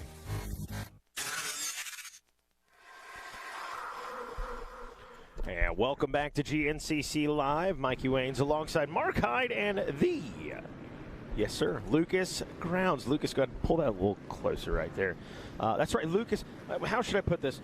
4x4 rider, Lucas Grounds. You rode a quad yesterday, man.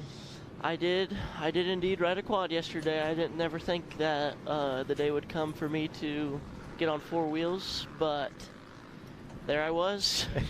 It happened. I don't really know how to explain it, but it happened. It happened. And we're here now, safe and healthy, so. Watching this Hoosier GNCC. For those that don't know, Lucas, explain to the folks at home. I think, again, well, you're like Aaron, Mark Hyde, and Rachel Guttish's boat. 99.9% of the folks out there know who Lucas Grounds is. But share your story a little bit, man, and why it is so unique that you were out there racing a 4-wheeler yesterday. Yeah, so I don't know. I've been racing GNCC since I was probably 7 years old. Throughout that time, I won 7 national titles, and I won 7 national titles. The end of 2020, I ended up actually breaking my back at T12 level, so I ended up being paralyzed from the waist down, and it's 2022, and I raced a quad yesterday. So. Raced a quad, that's it. I mean, it's just that simple. So how did you race in the ATV yesterday? How did that come about? Yeah, so my dad had kind of just posted a little video of me messing around in the yard on we have a little like Polaris Sportsman, I don't know. It's just something I ride around because it's nice and easy and I can go in the woods and watch my brother.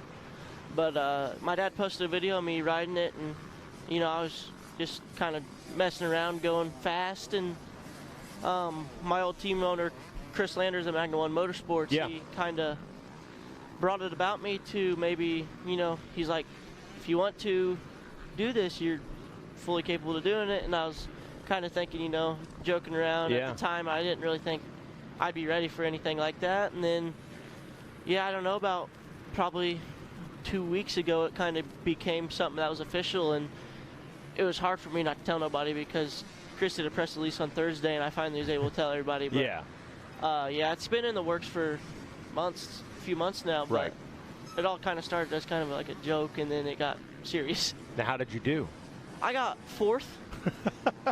4x4 C class, 4th. Yep, there was 7 of them. I didn't get last. I understand. Okay? Yeah, no, I credit where credit's due. So, yeah, the first 2 laps was awesome, and then the last lap I was not awesome.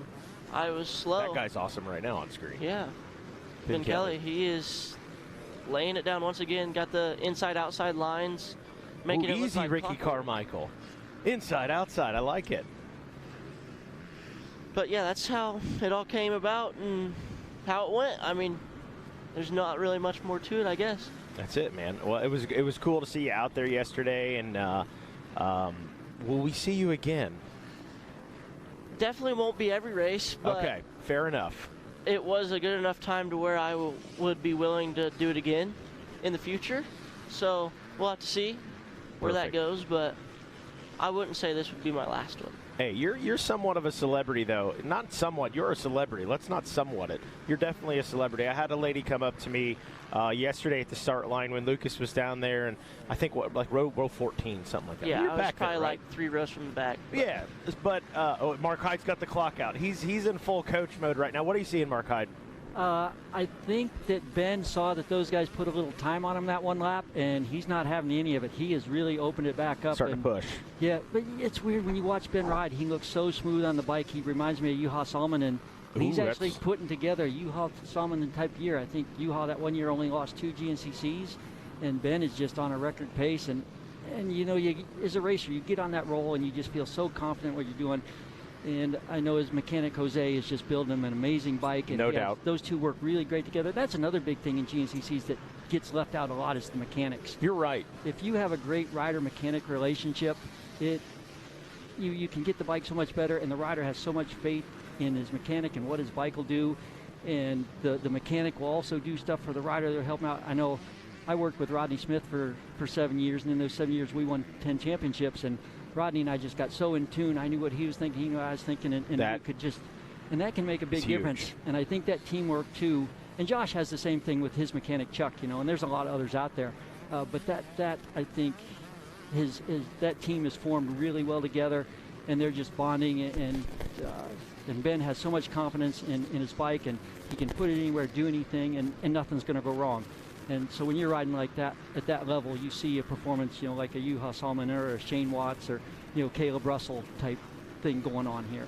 Yeah, you're dead on with that mechanic and rider relationship. Looking at the FMF PowerPoint, we just saw Ben Kelly roll through here on that number 1, as he's still scooting, working around a little bit of lap traffic right there. And boy, he got some breathing room. But like Mark was saying, man, when they checked in, it was only about a 10-second difference. Well, just right at 9 seconds between him and Josh Toth, the 206 machine. So, yeah, Ben having no part of it.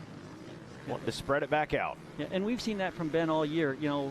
Kind of after the gas, he's been hanging out at the front or in the front, and then after gas, he kind of drops the hammer and checks out, and it's game over. And when those guys let that happen, when he gets broken away, and then they're just like, yes, I'm racing for second today, and it's and it works that way too. And Ben being able to put those guys in that mindset, and those guys, and they might be wrapped up in battle, and it's like, okay, if I can get second.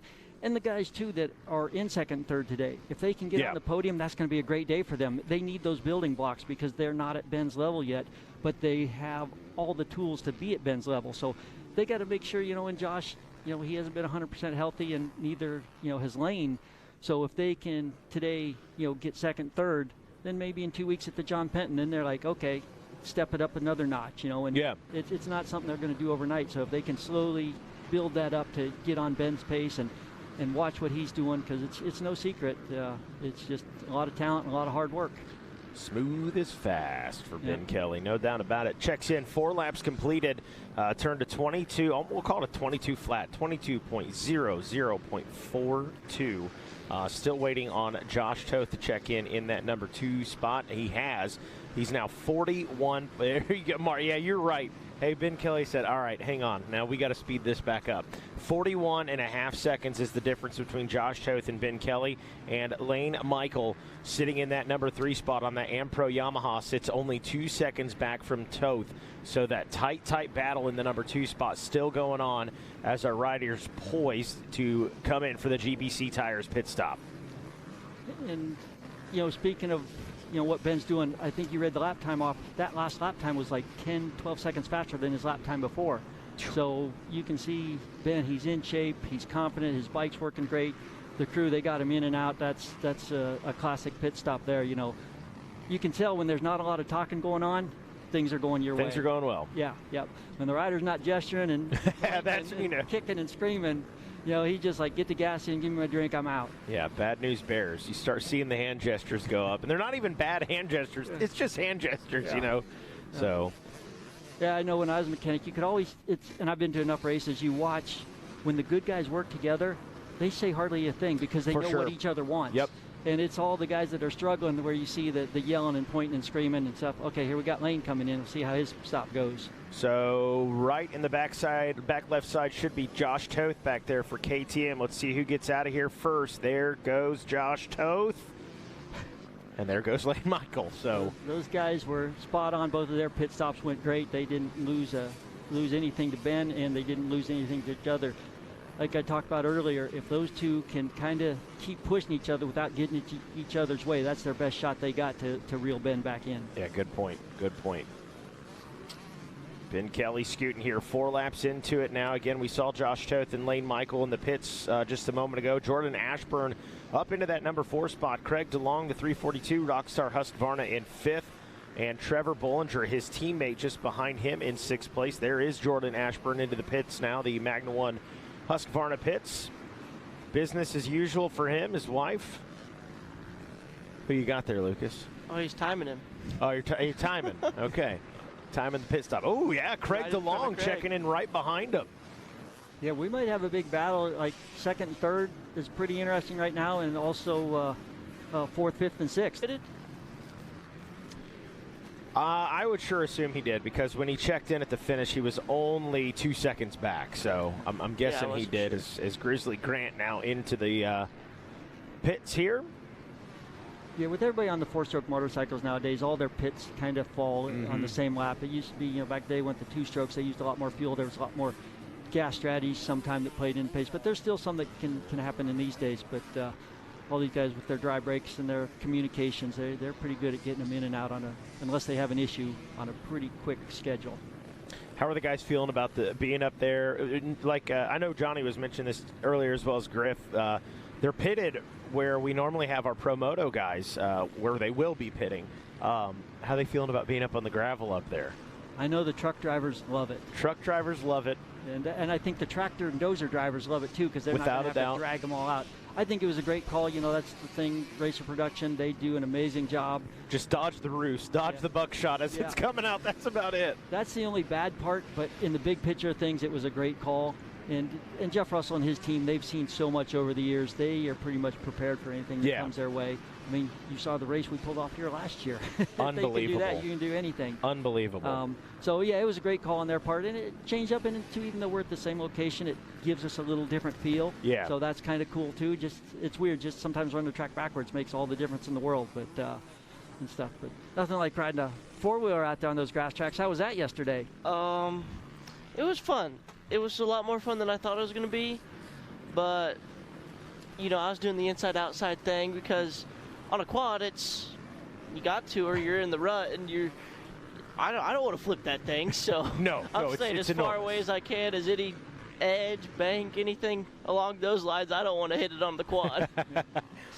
More riders checking in here. Again, we had obviously Craig DeLong 5th, Trevor Bollinger 6th. We saw Grant Baylor a moment ago 7th. Lyndon Snodgrass leading the way for the XC2. Angus in the number 9 spot. Liam Draper, heard you guys talking about him when I stepped out there, having a solid day, and I think Liam Draper needs it. He needs a good finish here today to kind of build his confidence back up. He's had some great starts this season. He's got the start dialed. It's just been a matter of putting together that whole 3-hour race, and I think today he's moving in the right direction. Mike Wachowski now into the pits. No, okay, I thought we had something extracurricular going on there, but no, looked like business as usual. Yeah, the way that one guy was kneeled down looking at the gas tank, I thought there was something else going on there. And that's the cool thing about the XC2, because there is a learning curve in that class. They're still very competent racers and do some amazing things on a motorcycle, but you don't have the consistency that you see in the XC1. So the XC2 is always, 1 week one guy's on it, 2 weeks later it's another guy. It's really interesting to see those young kids come up and how they react and learn that racecraft. It's to figure out, in this situation, when do I push, when do I lay up, when do I attack, and how hard do I push, and sometimes, hey, seconds as good as a win on some days. Sure. It's just figuring all that out.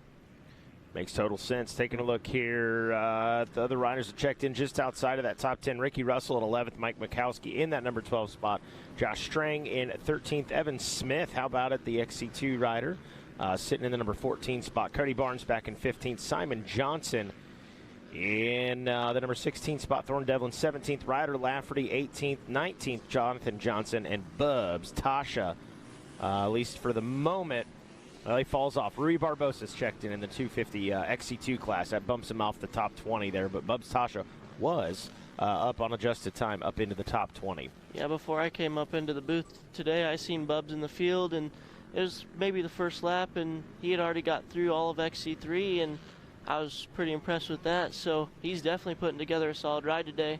He's had a little bit of bad luck the last few rounds, but to see him finally ride like he knows how he can is something cool to watch. It's coming along. FMF XC3, speaking of that 125 class, Jake Froman leading the way there. 3 laps in for him, doing here in about 3.5 minutes. Ben Kelly on screen through the Monster Mile. Mile marker number 4. Zach Hayes in the number 2 spot. Hunter Neuwirth in 3rd place. Dakota DeVore in 4th. And Max Fernandez rounding out the top 5 in that FMF XC3 as we're watching on screen Ben Kelly do his thing out front. we were talking a little bit ago about XC2, and I just noticed Ryder Lafferty. I almost hate to bring this up because, his uncle Mike, he runs the Ride Orange program now, the Trackside Sport and everything, does an amazing job for us, and former GNCC winner. But at the last round, Ryder won his first win, and now he's back in ninth. I don't know if he had an issue today, but that just shows you the XC2 class, how those guys bounce around. It's just crazy. But I know Mike's probably watching today, and he was out at the Salt Lake City. He was out helping out with our KTM Junior Supercross program last night. But he's always pulling for Ryder and helping him out any way he can. But that's a family with a lot of rich history in off-road racing, and it's neat to see him out there. But Ryder's having a little bit of a struggle today for some reason. I think Ryder might have been the one that was in the first, or it would have been the third turn pile up in XC2. But you're right. Okay, that him and Kawasaki. I wasn't sure who the other guy was. Okay, that would explain his back in ninth place position then.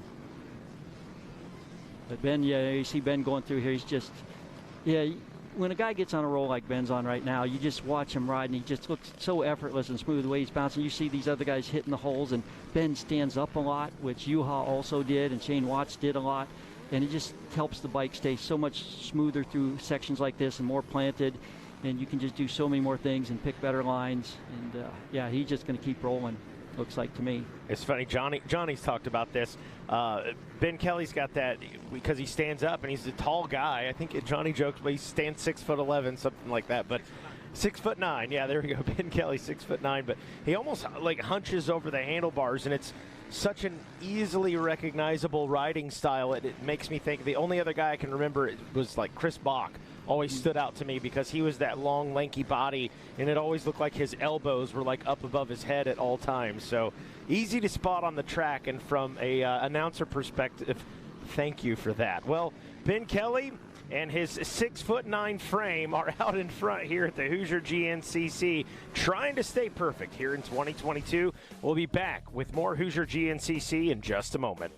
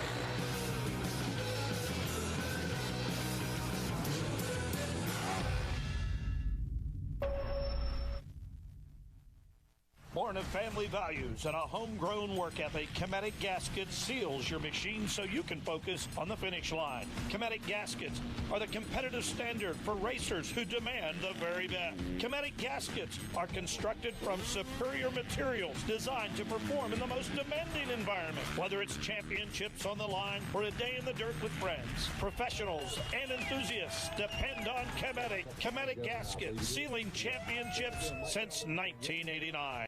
Amsoil runs on freedom and has since 1972. We punish our products firsthand in our world-class laboratories and beyond, because some things can't be learned from a test tube. Run with us.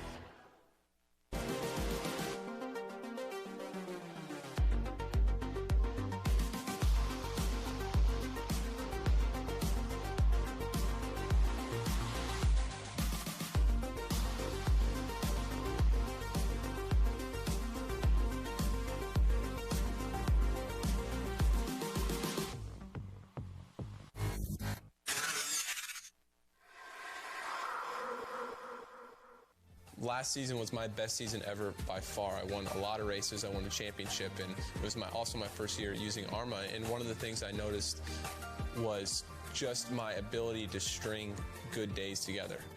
like especially in the summertime in Florida where you're riding every day and the heat index is 108 degrees and you're doing 230s and going to the gym and bicycle and all that stuff. I think in the past I've been super inconsistent day to day. Yeah, I may have a good race here or a good day during the week there, but overall I think where I improved the most was my consistency in my recovery.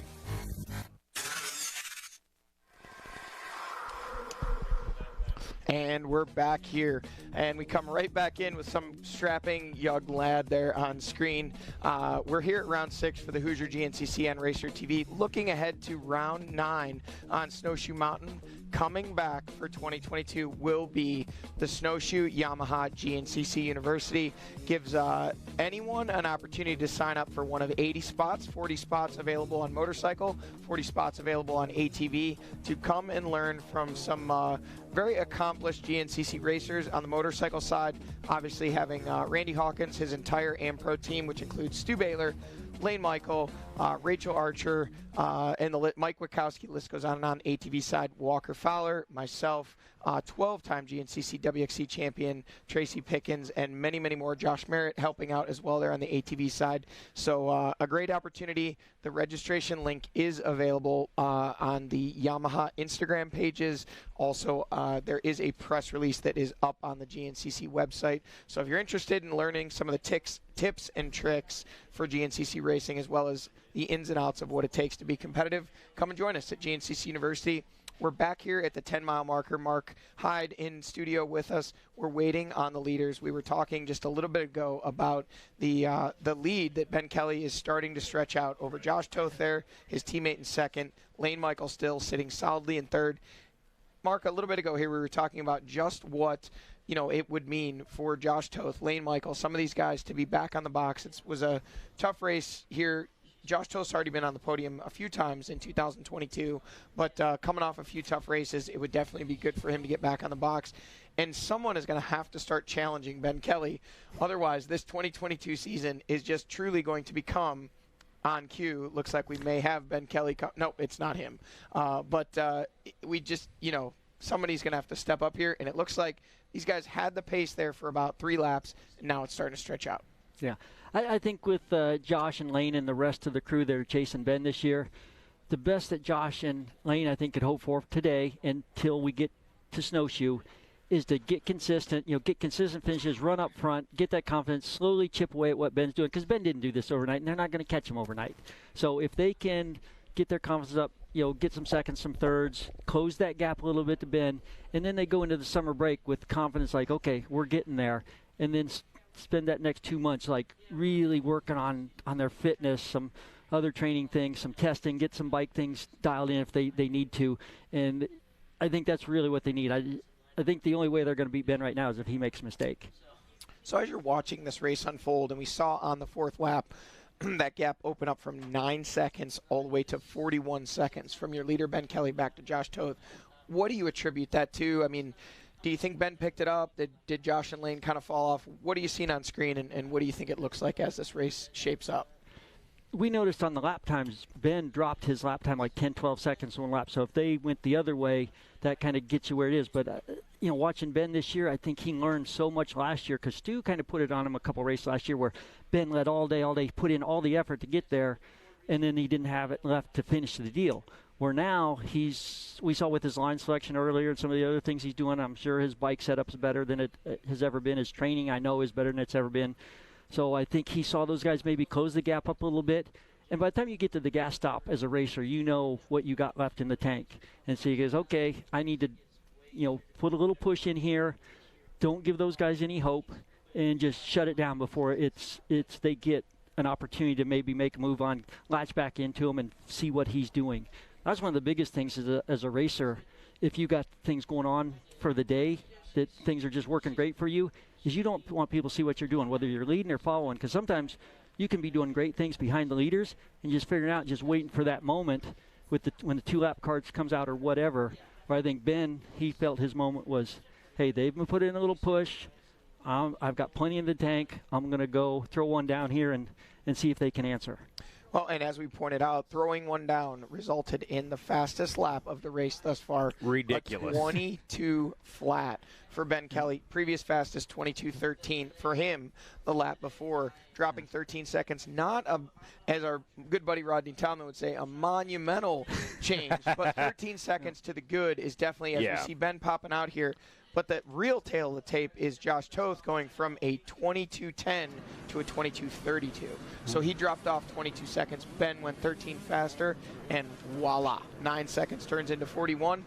And voila, Ben Kelly on screen, pushing the pace. We're not getting to see the full scope of those 6'3" legs on that 6'9" frame right now, Mikey Waynes. But what we are seeing is him taking a look over his shoulder and seeing no one. Yeah, and again, I've touched on this a few times today, but you just watch him. Oh, look, now he's having fun. He's just having fun. Yeah. Well, we don't give away wins or trophies early, but guys, if you want to go ahead and start prepping that podium, I think we may see a number 1 FMF Red Bull KTM in the middle. When you start riding wheelies mid-race in the fields and looking like you're just out there on a Sunday cruise, that's a sign of confidence. That's a sign of fun. I mean, and you know, we've heard Josh Strang say it so many times. When I start having fun, the results come. Ben Kelly looks like he's having a lot of fun right now. You know what this section reminds me of, too, and a lot of people get this, some of you young kids won't. The movie On Any Sunday, when Malcolm Smith won the Elsinore Grand Prix, and they showed him out front just like kind of riding like that, just on his own, just like he's out on a trail ride. And that's what, and again, you know, I always talked, it's like today should be your easiest day when you race. And I think that's what Ben is showing everybody is he's, Monday through Saturday, he's done what it takes so you can have this much fun on Sunday. You know, look at that line right there. He's making his own lines out there. Look how smooth that is where he just rode. So that's just keeping his energy level up, not beating the bike up. It's just, he's just got the full package right now. A lot of times you'll see, you know, and Mark, you reference Juha Salomon a lot. Well, good reason for that. This was a rider that really changed the game back in 2005, coming out and, you know, his riding style, the way that he approached the races, and frankly, the way he dominated the races really made everyone else go back to the drawing board. And that's, I think, a lot of what we're seeing with Ben Kelly this year.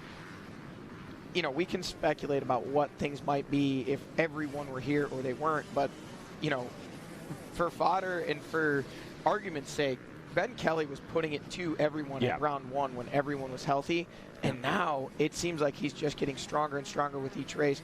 Josh Toth, another rider that's very good at those creative lines, very good at keeping his momentum, keeps his feet on the pegs, and, you know, we've made multiple comments. Mikey, if you remember back to Snowshoe last year, you know, Josh Toth literally... Oh, you wasted... And I did it. It's the same thing twice that happened we've done this at now. Snowshoe, where I talked about Josh Toth going through Howard's Hole, the only one keeping his foot on the pegs. Now we talk about how smooth he is and his good technical.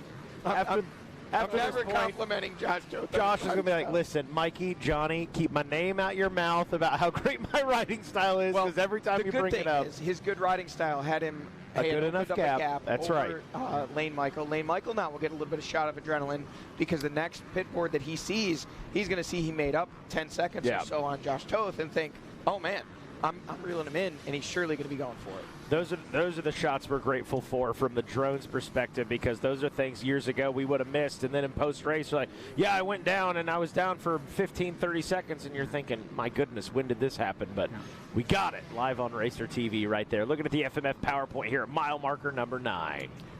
Josh, I don't know if you watch these races after, but I assure you there is no ill intent on my part to jinx your riding. When we talk about your fluid style, your toes in, your feet on the pegs, it's a compliment. Stop crashing or messing up when I say that, please. The nice thing for Josh there, though, is he got picked up going away before Lane actually got to see him. So, you know, like Lane might see his pit board, and Josh will see his pit board. Josh will know why he lost time, where Lane think he's going fast, where Josh, you know, he's still in great shape. And Josh is riding a good race today. You know, I mean, Ben is obviously out there, but Josh is looking really strong today. This is probably the best we've seen him all year at the GNCC. Yeah, absolutely. You know, and I think, again, talking about his riding style, you know, the feet on the pegs and the ruts, you know, that is a big advantageous thing that is, I think, helping Josh Toth out today as he greases that uphill just like we expected him to. Yeah. Thankfully, does it just the way we thought he would. You know, that's a situation where the more you can keep your feet on the pegs and keep your rhythm going. Now we see there is the third place rider of Lane Michael. working his way up. And yeah, that is Lane. For a minute, it almost looked like he had a chest protector on, but that's just all the mud packed on the front from when he was getting roosted, when he was a little bit closer to Josh Toth. But he's still within striking distance and solidly on the podium. Behind him, though, is where things are starting to stir just a little bit. Jordan Ashburn, Craig DeLong, tied up in a battle for that 4th place spot when we last saw them on screen. Will the two of them being hooked up and pushing get them close enough that they'll get themselves into contention for a podium place position? We'll wait and we'll watch, and we don't have to wait long, because look at this. Now it's the 739 of Trevor Bollinger. This continues to shake its way up. We had seen them, they had gotten around. DeLong now up to the 5th place spot. So all the shakeups, they have now gotten back around Jordan Ashburn. So these three have just been, I don't think that was Ashburn there. Now here we have Ashburn coming in the 6th place spot up the FMF PowerPoint. So those three right there have literally been passing each other multiple times per lap and shaking up that 3rd through 6th or 4th through 6th battle. And on a day like today, or any day when you're racing, it's always so much fun. Well, either be in Ben's position or be racing with somebody all day, because it makes the day just go by a little quicker, but it also makes it fun when you can like battle with guys, go back and forth. And you know, from a racing standpoint, I love days like that, especially if you ended up with the upper hand, obviously. But it just makes it so much more interesting, and you learn a lot about yourself and your bike and other things, and you can learn a lot about what to do when you're in that situation again if it doesn't work out today for you. You know, you're always learning when you're at the racetrack. And that's a great point. I think when you're in those battles, the miles go faster, the laps go faster, the races go faster. It's a lot like at home. I mean, we've had these races in the past where, whether it be Caleb Russell, Stu Baylor, Ben Kelly, whoever it was, going way back to the UHA days. Obviously, we didn't have Racer TV back then. But man, a 3-hour race can drag on forever when you have, you know, all the positions are settled and you're just kind of more of the same watching it unfold. But when we've got these lead battles, it's like next thing you know, you've got the producer in your ear telling us we got to go to commercial break, and you're like, no, we don't want to. I don't want to. The fans at home hear commercial break and they're like, no, we want to watch the action. So absolutely, you know, for these guys to be in a battle, even Josh Toth and Lane Michael, you know, they're very much still in touch with each other in the fields. They can see each other. They're getting pit boards. They're watching those times. You know, I wouldn't say that after the race it's likely Ben Kelly's going to say, well, I was kind of bored out there. But at the same time, I do feel like being out front all by yourself, not really having anyone to key off of, the miles kind of drag on. Makes sense. Yeah, the only good thing is this track today, because there's a lot of things going on the track with some uphills, some downhills, creek crossings, ruts, and things like that. If he daydreams too much, it can bite you. So this track makes it not quite what you were saying, but I get what you're saying. I've been in that situation. You have too. Even though you're winning, it can be a long day. It's like, what? I'm only on lap 4? Come on, throw that checkered flag. Especially you get a big lead, you want to see that checkered flag. You want it over with. Trevor Bollinger now in the GBC Tires pit stop, getting himself a little bit of a pit drink there with a water bottle, looking like he got a water bottle with the hose there. More hydration for him as he sets out in pursuit of the rider in front of him, which is the 523 Ampro Yamaha Lane Michael, currently holding down that final podium position, but Bollinger wanting back onto the podium for what would be a 3rd race in a row.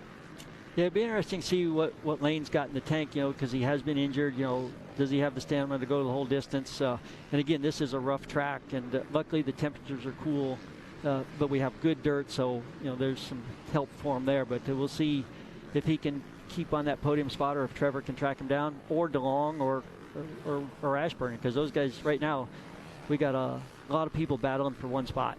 Yeah, and Mikey, we pointed out earlier when obviously Griff Cotter did that interview with Lane's mechanic, he said, what was the goal for today? He said, really our kind of top of the mark goal was a top 5, currently running in 3rd.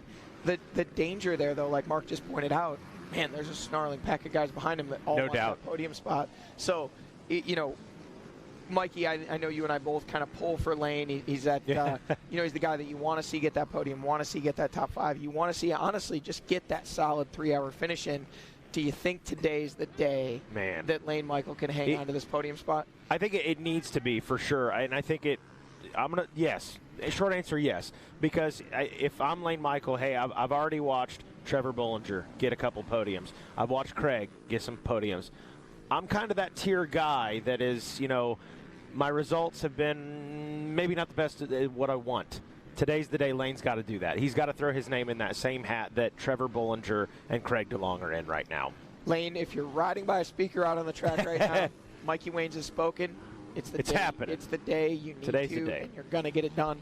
Nonetheless, though, a great ride for him to this point through an hour and 56 minutes, nearing the 2-hour mark. You know, I think if he can just find a rhythm, he can stay there in that battle and have himself in great position going into the final laps of this race. I want to think, man, the last time it was Camp Coker, but boy, it may have been Camp Coker last year. I want to say it was 2019, but I think it might have been, 2020, but I think it may have been 21. Whenever that year was, it was Lane rolling up front, battling for not necessarily lead, but definitely a podium, and he went down right outside as he was exiting Pro Row. And since then, he's just not really been able to put that full 3 hours today. I mean, that was the day, I want to say it was last lap or maybe second to last lap when he went down, and it seems like since then it's almost been that mental hurdle of what do I got to do to get back in that position. So things are rolling for him today, no doubt about it. I think what could help him, too, is the closer he can stay to Josh Toth, then he's got incentive in front of him instead of worrying about what's happening behind him. And another thing that Lane's got going on is he's now the number one guy on that team because of injuries. Correct. So he's got some pressure there coming, and I know he wants to do well to represent his sponsors and his team. So speaking of which, Johnny, you brought up, we talked going back a little ways, talking about Snowshoe. That's a great program you guys do down there. I know all the manufacturers get involved, like we do the Stacyc thing, we do our trackside support at KTM, but it's just cool to see the manufacturers giving back to the sport to get the youth involved and make it for a fun weekend. And, if you're going to learn a thing or two, Snowshoe's the place to do it. Yeah, there's definitely some unique terrain there. Craig DeLong on screen back in that 5th place spot. Next, it will be Jordan Ashburn on the number 3 Magna 1 Motorsports Husqvarna machine. Was up in 4th, now back to 6th, and here he is on screen. Jordan, definitely not the day he was likely looking for today coming in. He's been solidly second in points. He's, many of the races, been the guy putting the most pressure on Ben Kelly, but just has not kind of had that today. Great. Still solidly up in 6th place, but now he's starting to get pressured behind from the Grizzly Bear. And if, Rodney Tomlin was here with us this weekend, and if you're listening at home, Rodney, I'm going to steal your catchphrase. The Grizzly Bear is starting to growl. He's hungry. He wants some meat, and what he sees in front of him is that number 3 of Jordan Ashburn. So those two might hook up and push up, and that 3-rider battle over 4th may become a 4-rider battle. No real battle right now on screen. Ben Kelly clicking off the mile markers, up on the pegs, flowing, doing what Ben Kelly does, and right now that's winning GNCC races, putting in fast laps, making the move when it counts, and really just kind of letting the races come to him is what it looks like. Yeah, he's just so smooth and locked in. We saw Josh have his little tip over, and I'm sure Ben might have had one of those today, but when you have a year going like this, and sometimes when it's your year, it's your year. And Ben, again, it just comes from the confidence level of winning and being up front, because that's what he expects out of himself. That's what the team expects out of him. I know his mechanic and Timmy, the race team manager, and Auntie over there, those guys have really invested a lot in him and Josh, and they give him every opportunity to be successful with the testing, the training. I know working with Caleb, now that Caleb's not racing, he's a little more open to give them his secrets to why he won 8 straight championships. So there's a lot going on over there that's helping those guys stay up front. And I think the mindset, the mentality is a huge part of GNCC racing. And from the outside looking in last year, it was a lot for Ben Kelly. With Caleb retiring, he became the de facto leader of that team. There was so much pressure on him to perform, to put himself in position to win not only races, but the championship. Obviously, he got the job done, but I don't think that anybody could argue that maybe it wasn't the prettiest way to do it. Sure. It really was a struggle mentally and physically for him many races last year. And Mikey, you were talking about it earlier, as we see Josh Toth on screen still solidly in that 2nd place spot, not making any inroads towards the leader, Ben Kelly, but doesn't look like he's lost any more time after that little tip over, still continuing to hold down 2nd and holding a comfortable gap over the 523 Ampro Yamaha of Lane Michael in 3rd. But back to the saga of 2021 and Ben Kelly, there was so much you could cut the tension with a knife. No doubt. So many times it seemed like, here's the guy, he's a championship points leader, but as he kept putting it, man, I'm not winning the races. Right. Stu Baylor's winning the races. And this year, there is Trevor Bollinger. We did see Lane Michael, I believe, going the other way. We didn't get a full shot of him, but he is still, that may be him right in front of Trevor Bollinger, and it looks like it is. So now Lane Michael has fallen into the grasp of the 730. Oh, look at that. That was kind of an oh boy moment there for Trevor Bollinger. He was lost control just momentarily there, and here comes his teammate Craig DeLong. So now the 4th and 5th place riders both have Lane Michael in their sights and can see him, and we know Jordan Ashburn not far behind. So Lane Michael needs to dig deep if he wants to hold on to that podium spot, but I think the biggest thing for him would be just to settle into that pace, try to latch onto those guys if they do catch him. But Trevor Bollinger, the man on the move right now, watching from the Monster Mile here at the 4-mile marker. We'll have these guys back here in just a couple miles, but right now Ben Kelly continues to lead the way. Josh Toth in 2nd and Lane Michael in 3rd. We'll be back with more action after a word from our sponsors.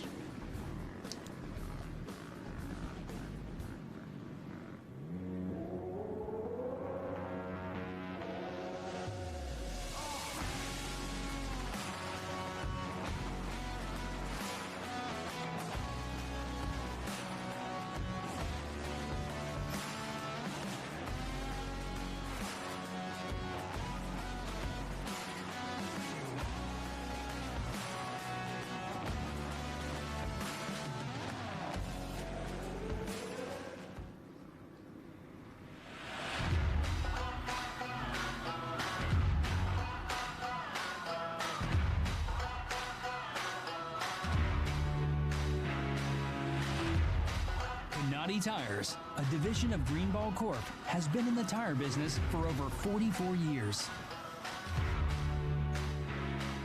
We're passionate about developing quality tires that perform great and bring extraordinary value to our customers.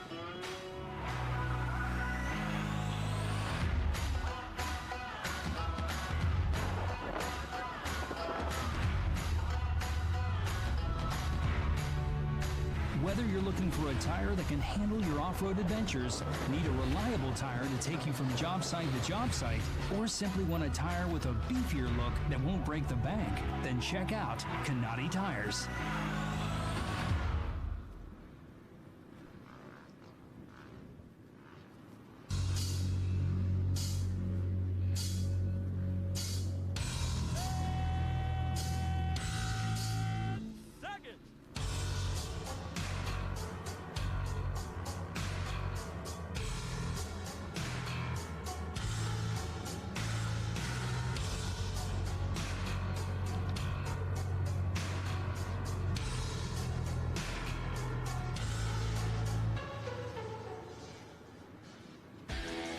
USMCA has been connecting riders to certified coaches since 2016.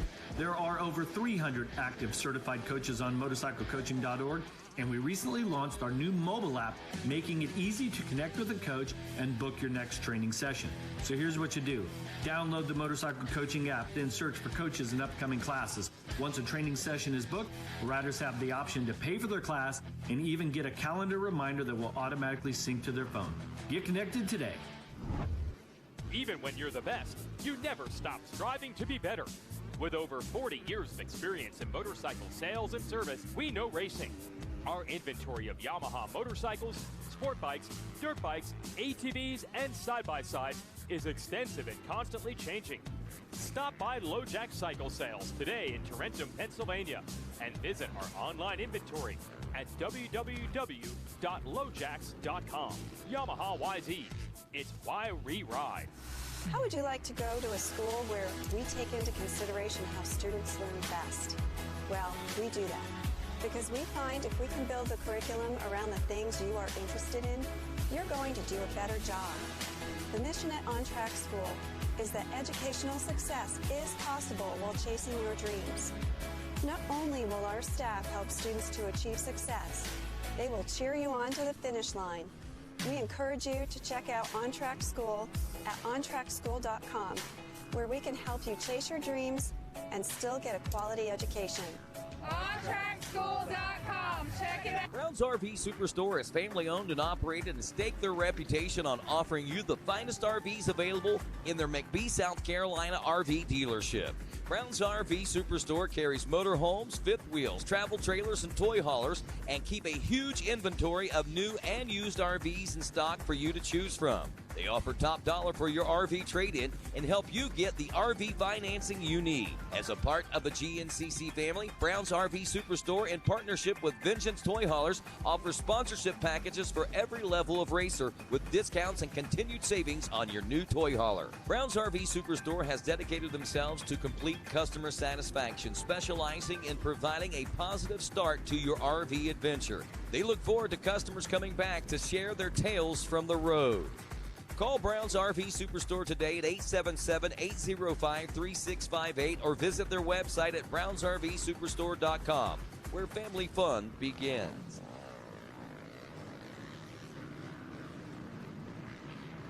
And welcome back to GNCC Live here on Racer TV. We're over here. Hey, we've got our abacus out. We're doing math. Listen, we're figuring out how many laps we're going to do. Announcers, race analysts, mathematicians, we are not.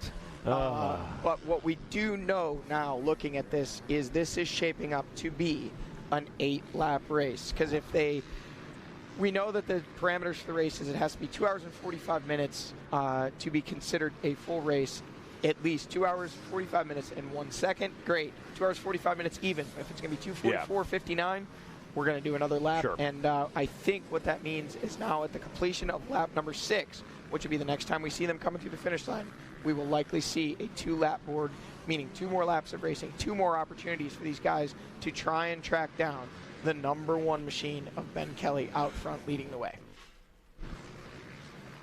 Looking at our Monster Mile marker number 4 right here as, Simon Johnson. Simon Johnson right there. Our XC2 riders, that Trail Jesters KTM team that has, I think it's 14 or 15 XC2 riders this year. That sounds about right. Somewhere in that mark. Those guys getting the win today in the WXC class, and it's like the number 22, and I believe that is one of our visiting riders who's actually, I apologize, been with us all year, and he is riding, I think of the other Chilean, not Rui Barbosa, but Benjamin Herrera. There we go, thank you. Yep. So a bunch of XC2 riders coming through, and is that Rui Barbosa there? Yes, so the two Chileans there are close together on screen in that XC2 class in the battle. Looks like Evan Smith there, that may have been also on that factory beta. These guys all working their way through at the 4-mile marker, clicking off the miles, getting closer and closer to what will be a 2-lap board, signifying that a couple more trips are on this Hoosier facility, and we'll be seeing a checkered flag for this guy right here coming out nearing the end of lap number 6. He's out at about the 8.5, 9-mile marker, pushing his way. He's got this whole open field section, and we're going to get to follow it on the drone and see exactly how he paints his lines through this absolutely perfect dirt. Starting to pick up quite a bit of dust, actually. Yeah, but there's still some good moisture in the base because we had so much rain coming in. There's, a few spots it is a little bit dusty, but for the most part, the majority of this course is just absolutely fabulous. But it is, because it's springtime here back east, the underneath is soft, so it's weird. It's like riding in some spongy dirt, so it gets some holes that are just weird, and it's really taxing today. So I think training, that's the worst we've seen Ben all day right there. I think these last few laps, we're really going to find out who has been doing their homework Monday through Saturday, because this event will get extremely taxing, especially running 8 laps. The course is going to be a little bit more chewed up than normally, because normally, like I said, we have a 12, 13-mile course, and we're running about 6 laps. So that will take its toll on riders as well. Sounds like we have Griff Cotter in the GBC Tires pit stop area, and sounds like he's got an update for us. Griff, are you there? Yeah, we're down here in the Rockstar Husky pit of Trevor Bollinger and Craig DeLong, and we don't have anything monumental, Rodney Tomlin, but just talking to them about the logistics of this mid-race push we're seeing out of the 2 Rockstar Husky riders. They got a slow start around the 6th or 7th position, but this mid-race push that you're seeing, once they find each other in the woods, they lock onto one another and they push each other, and you're seeing that as they close the gap on Lane Michael. Now, I asked the question, what do you do when 2 teammates are in the race, one after another together? And I kind of just got a whoever wins answer in this position. And as you could guess, They're just trying to push as far as they can, and right now the goal is 3rd place. It doesn't always start out that way, but the way this race unfolded, 3rd place is the goal down here at Rockstar Husqvarna. Thanks, guys. Well, thanks for that update there, Griff Cotter. Our new Mikey Waynes, reporter on the spot, did a phenomenal job getting that update. And, you know, that's actually an interesting position for that management and those mechanics there at Rockstar Energy Husqvarna, because we've seen that so much this year. It almost seems like they glue those bikes together because they're constantly battling. They're constantly pushing each other and pushing his way through some lap traffic right now. The 206 of Josh Toth, when we last saw him out in this field section, he was laying on that left side there and adjusting his handguard and clutch lever as he left the shot, this time keeping it more upright. He was a little further along in the field, as Mark Hyde pointed out, but he's gingerly working his way through there, realizing that the grip of this Hoosier racetrack is changing minute by minute, lap by lap. Jumping ahead about another mile now, Ben Kelly out at the 9-mile marker. FMF PowerPoint up without a hitch and on his way towards checking in with now 6 laps complete in what should be a 2-lap board, meaning 2 more laps of racing for him to get out there and try to continue to lead this one and get it to the checkers. You know, one thing going back to Griff and the Husqvarna riders, at this point in the race, it's really advantageous for those 2 guys to work together. And being teammates, you know, they're going to probably give each other a little bit more room. But when it comes down to the last lap, that's kind of when the teammates separate a little bit more, and they'll take a few more chances. But right now, there's probably, you know, nothing better than having your teammate with you, because you kind of know each other a little bit. You know their strengths and weaknesses. And sometimes even if, you know, your teammate kind of catches you, you're more willing to let him by, jump in behind him. Or if you make a mistake, you're not going to be as aggressive to cut him off to keep that position. You know, you 2 of you will work together a little bit more, at least until that white flag comes out, to reel in the guys in front of you. So I think those 2 Husqvarna riders are in a great position right now to one of them will get a podium spot today, I think.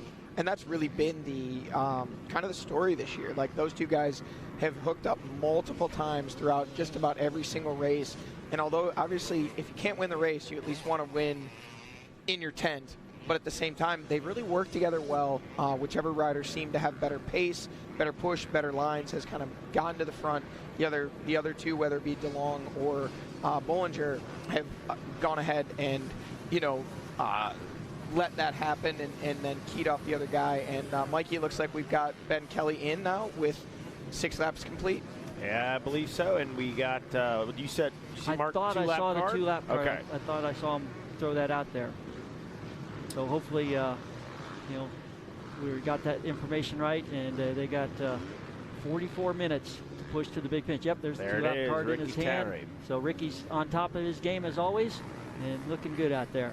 Well, I tell you, he did a great job with the Stacyc kids last night. That race was so much fun. So cool. And everybody from, you know, that's at the event really gets into it. We had so many spectators, and the kids were just having the time of their life. And, you know, we talked about that a little bit earlier, Johnny. You and I are both from that generation where we spent a bunch of time riding as kids with our fathers, and it's just such a fun to see the family atmosphere and everybody working together. It's just what racing's all about, and it's good to see that in the sport.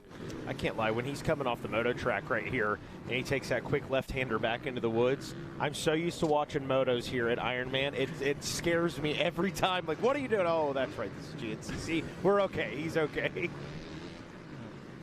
You know, here's an interesting statistic. Looking at these lap times as he clicks them off. So we're looking at, give or take, a 22-minute lap time. 22:21 that last lap. So the percentage of variance right now in Ben Kelly's last couple laps, 1.5%.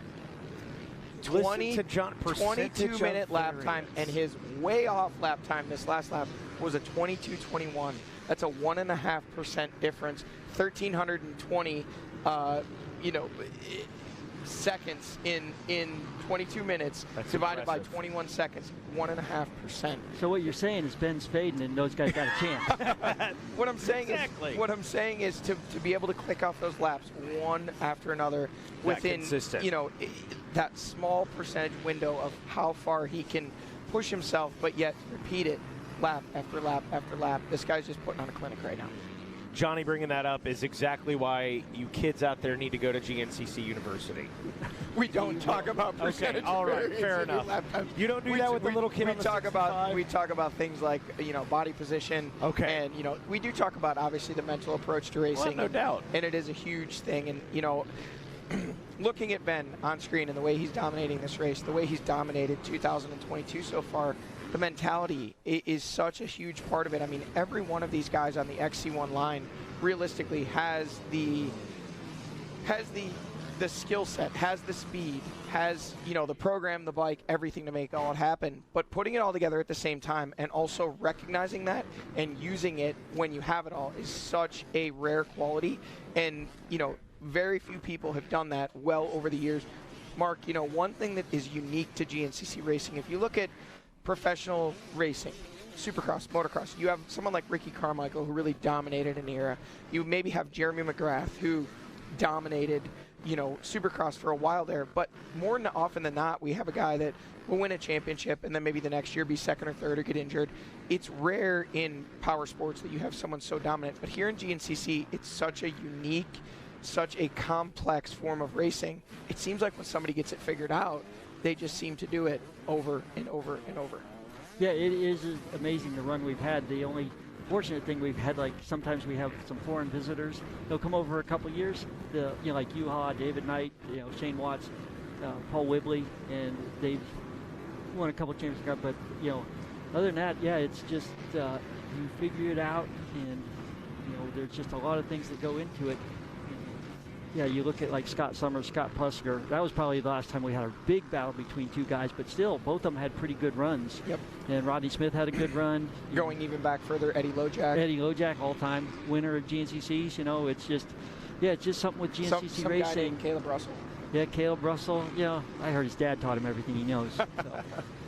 But, it's dangerous when you see a guy get on a roll. We saw it last year with Stu Baylor. Yeah. Just at the point where it seemed like he could almost do no wrong. He was just winning everything. And, that's kind of the point we're getting to now with Ben Kelly. But Ben doing it in what seemingly looks to be like an effortless fashion.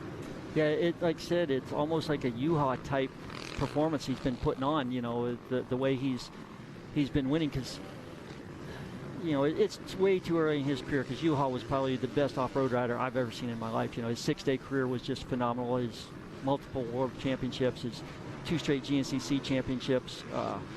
So that's high praise, and Ben's not there by any means, but he's showing signs of, being like that. And again, staying healthy and getting through every season, because there's just so many things racing for 3 hours every week that can go happen to you and everything. But the thing is, you talk to Ben and everything, and he really wants to do it. He's willing to put in the work, and that's what it takes. It's like I said, everybody wants to do great on Sunday, but it's Monday through Saturday, man. That's what pays the bills, and that's what we're seeing Ben do. Oh no, Grant Baylor. Grant Baylor back in the gas pits. Heartbreaker for Grant Baylor. We saw him pushing. He was all the way up to the tail end of that battle for the final podium spot. Had definitely made up time. Was absolutely on the charge, and we know, it's the subframe bolts. Looks like a broken subframe. Either broken subframe or the bolts have come out. So we'll see what we can. They're going to see if they're going to have to change this. We've actually seen them have to change out the back of Grant's motorcycle once already this year. That was a result of a crash. But it is possible that in this case it may be repairable without having to do a complete rear subframe section swap out. But they're assessing the damage. The situation right now. Grant has his helmet off, getting a drink, and a very frustrated Grant Baylor, and rightfully so. Griff Cotter, if you can hear us down there, maybe keep your distance, because the Grizzly Bear looks like he might be a little unwelcoming to an interview right now, understandably so, but I think we can see on screen what's going on. His motorcycle has the subframe either broken or detached, and they're trying to do what they can to try to get him back out on the track to salvage some points. Yeah, and the bad thing with the subframe, all the bikes nowadays, is there's so many things attached to the subframe. It's not just like you swap the subframe out. The airbox is in there, a lot of the electronic packages in there, and that's another thing I've seen it happen on motocross, where a guy had a subframe problem and the wires got pulled apart, so then the bike died later on. So they've got to really look into this and make sure they get it fixed and fixed correctly. But it could be, like I said, it's not just an easy fix. There's a lot of components in that part of the motorcycle that they need to address. What they're looking at, though, is it looks like they're trying to push it back up into place, which leads me to believe they're potentially trying to put the bolts back in. It didn't look like they were starting to remove the side panels and the fender, which would be the first step if you were trying to remove it to replace it with a different one. So, again, we're making calls from the side of the track here without any additional information, but it appears as though maybe it did just lose the bolts and it'll be a little bit quicker fix than a full swap. Craig DeLong just did come by there at the 3-mile marker. We believe that would still be the 4th place position, jumping ahead a mile ahead figuratively and literally is this man, Ben Kelly, right now on that FMF Red Bull KTM out front leading the way. Perfect so far in 2022. 5 wins, leading virtually all of this race. We did see that he did not get the whole shot, but the first time we saw him on camera after that, he was in the lead, has not relinquished it since. Has had consistent pressure from his teammate Josh Toth, but he's responded, dropped his lap times, kept them consistent, and he's opened up what amounts to, when they checked in last, a 2-minute and 2-second gap over Josh Toth. So we talked about the lap times. 22:21 for Ben Kelly. Josh Toth, a 23:05. So another, what would that be, 44 seconds added there just in that one lap alone.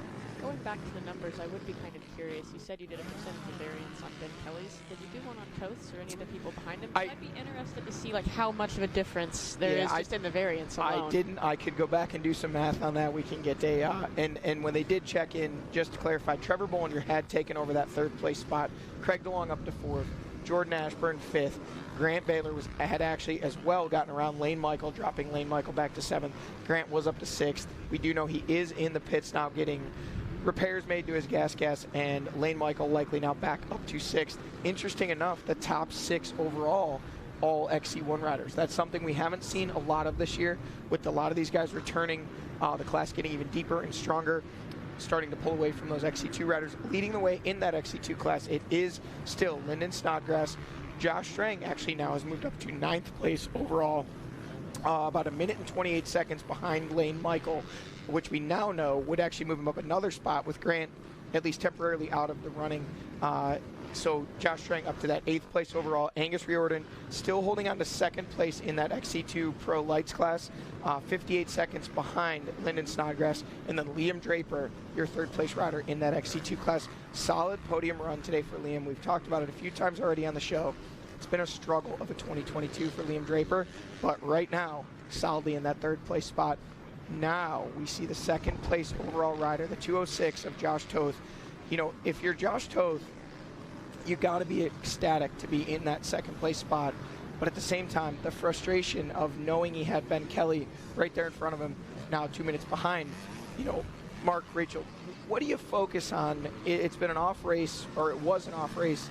Mark, you mentioned Josh has had a few injuries already this year.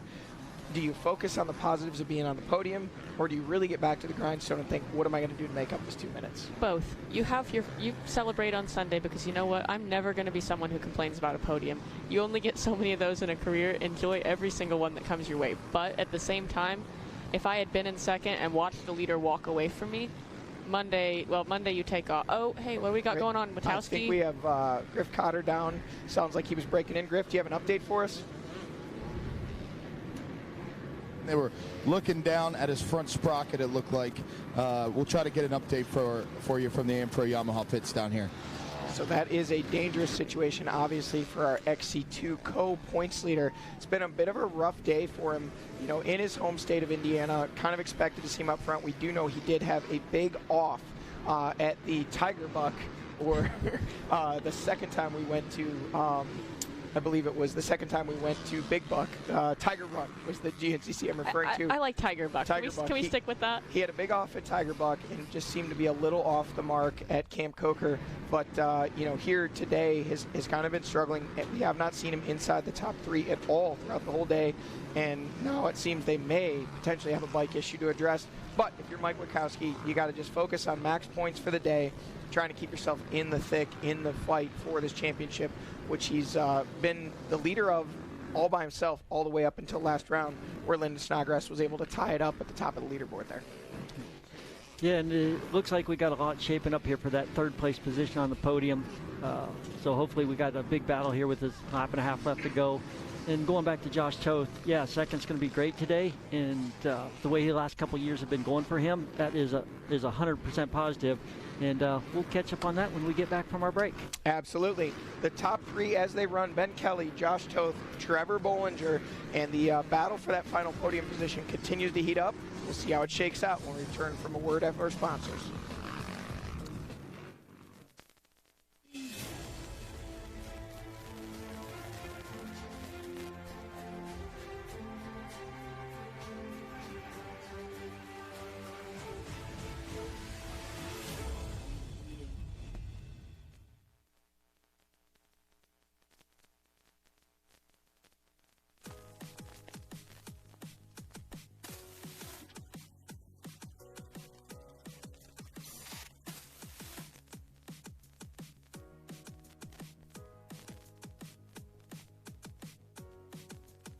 was October 24, 2010. New Zealand and Yamaha's Paul Whibley was the defending champion, and Caleb Russell was making his XC1 Pro Racing debut. Grabbing the hole shot and the early lead in his first time on the front row, Caleb Russell was followed by riders like Paul Whibley in second. Corey Buttrick on board the number 8 in the number 3 position. Also riders like Chris Bach, Thad Duvall, Glenn Kearney, Jimmy Jarrett, and even Ampro Yamaha's Barry Hawk. On lap 1, Yamaha's Whibley was able to track down and pass the young Russell, who would eventually DNF after waterlogging his bike in this tip-over while crossing the creek. Once snagging the lead, Whibbs put his head down and pushed forward, posting a 46-second lead on lap number 1. After a mid-race skirmish with Charlie Mullins, Whibbs dropped back to the number 2 spot at the end of lap number 5 of a 7-lap race. However, by race's end, Paul Whibley had moved his Yamaha into a near 1-minute lead, snagging the Ironman win in 2010. And that's this week in Yamaha history.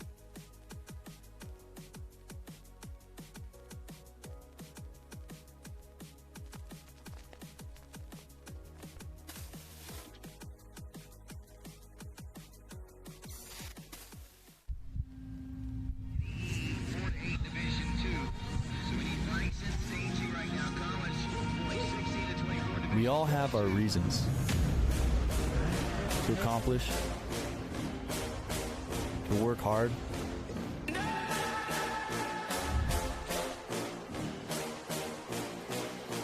We share a common goal, to be the best. Keep fighting, put in the work, never take the easy way. Your drive and determination fuels our passion.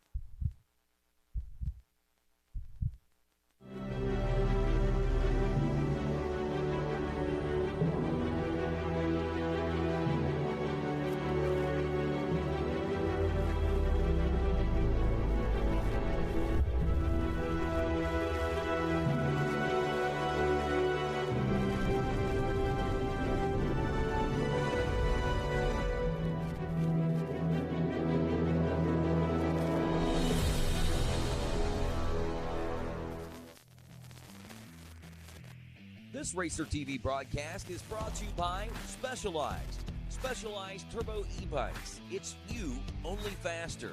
And by Rocky Mountain ATV MC. Get ready.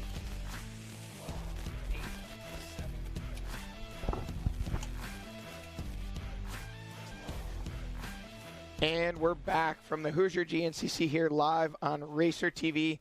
As this one closes down, we're in the final 2 laps. We have seen the 2-lap board displayed. We are waiting on our leaders out here in this beautiful field section to see them from the Yamaha Live drone.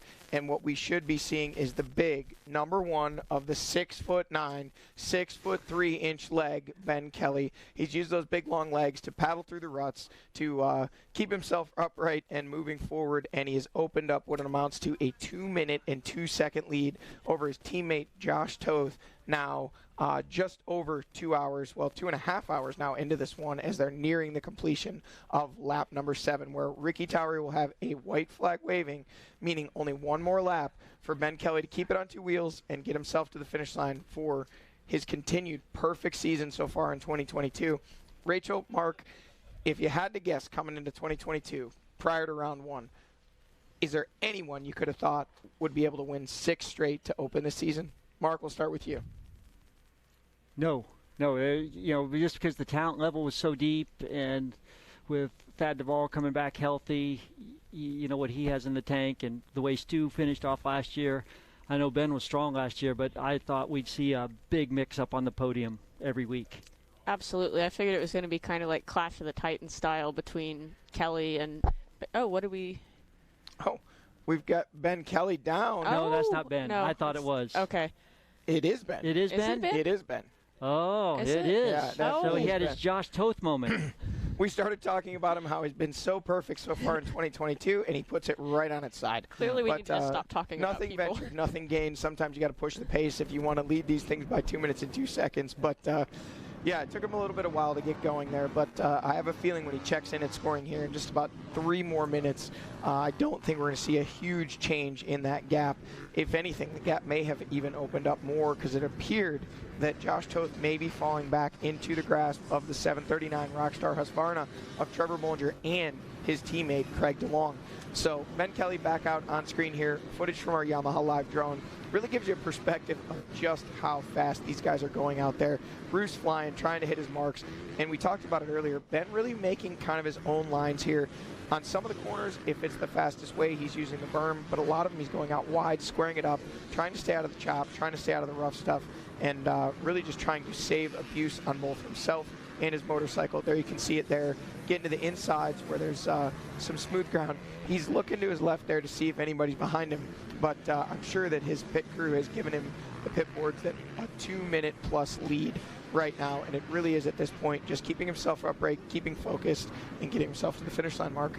Yeah, the KTM team there at multiple places along the course, along with a lot of the teams. There's a beautiful look at Ben kind of squaring that corner off, staying on the smooth stuff, and even with that little tip over, he knows he's comfortably in front, and that's one of the cool things. When you're in front, you can try some unique lines and everything, and if it doesn't work out, it's no big deal, but you might find some hidden gems that the other guys are missing because they're so focused on the battle that they're in.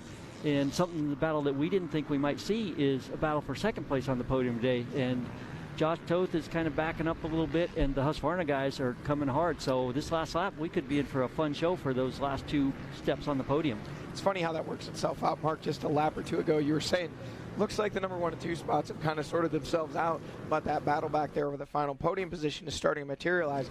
Next thing you know, Josh Toth has a rough lap with a 23.05, nearly a minute off of Ben Kelly's lap time, giving up over 20 seconds to... Was that the lap he fell? It would not have been. Okay. It would have been, he would have fallen the lap before that. Okay. But here we see Ben now. Is that, no, that's not Ben. That is a lap trotter working their way through there. You know, a little bit of a variance in his lap time, just enough to allow Trevor Bollinger and Craig DeLong to both close up and really start pushing him. And we may see a wheel-to-wheel battle when they come out here just before the 8-mile marker into this shot in the fields. We're waiting and watching. We're looking. Will it be the 2:06 of Josh Toth? Will it be the 7:39 of Trevor Bollinger? Will it be the 3:42 of Craig DeLong? All 3 of these guys very, very close on time when they checked in at the completion of lap number 6. You know, this is a point in the race where, you know, a lot of times being a mechanic, you build the bike, everything else pretty much in the rider's hands. But at this point in the race, the mechanics can really play a big part in motivating their guys. There's certain catchphrases you can put on the pit board, or just letting them know at numerous places throughout the track that, hey, these guys are coming, you know, get forward, or even sometimes coming into a bad section. Maybe a lap rider's there, you can like tell that lap rider, just, hey, hold on for a second, let my guy through, and then you slide through. So there's a lot those guys can do at this point in the race, and if they can motivate their guys, especially Josh, to get one more strong lap out of him, or, you know, the Husqvarna guys, if they can hook up together and keep pushing. There is Josh Toth. That was him that just went by there. Yep. So it looks like he is still, for now at least, holding on to that number 2 spot. Did not look to be Trevor Bollinger in front of him. Did not see a Camelback hydration system. And that, we believe, is by the riding style. And yes, that is Josh Toth. They're still in that second place spot. Was that Bollinger ahead of him? No, that's his corner right here. Okay, yes, this is where he went down 2 laps ago. I thought you were pointing ahead that was Trevor Bollinger ahead of him. See, there's you can see the mechanics really cheering him on, giving him that pit board.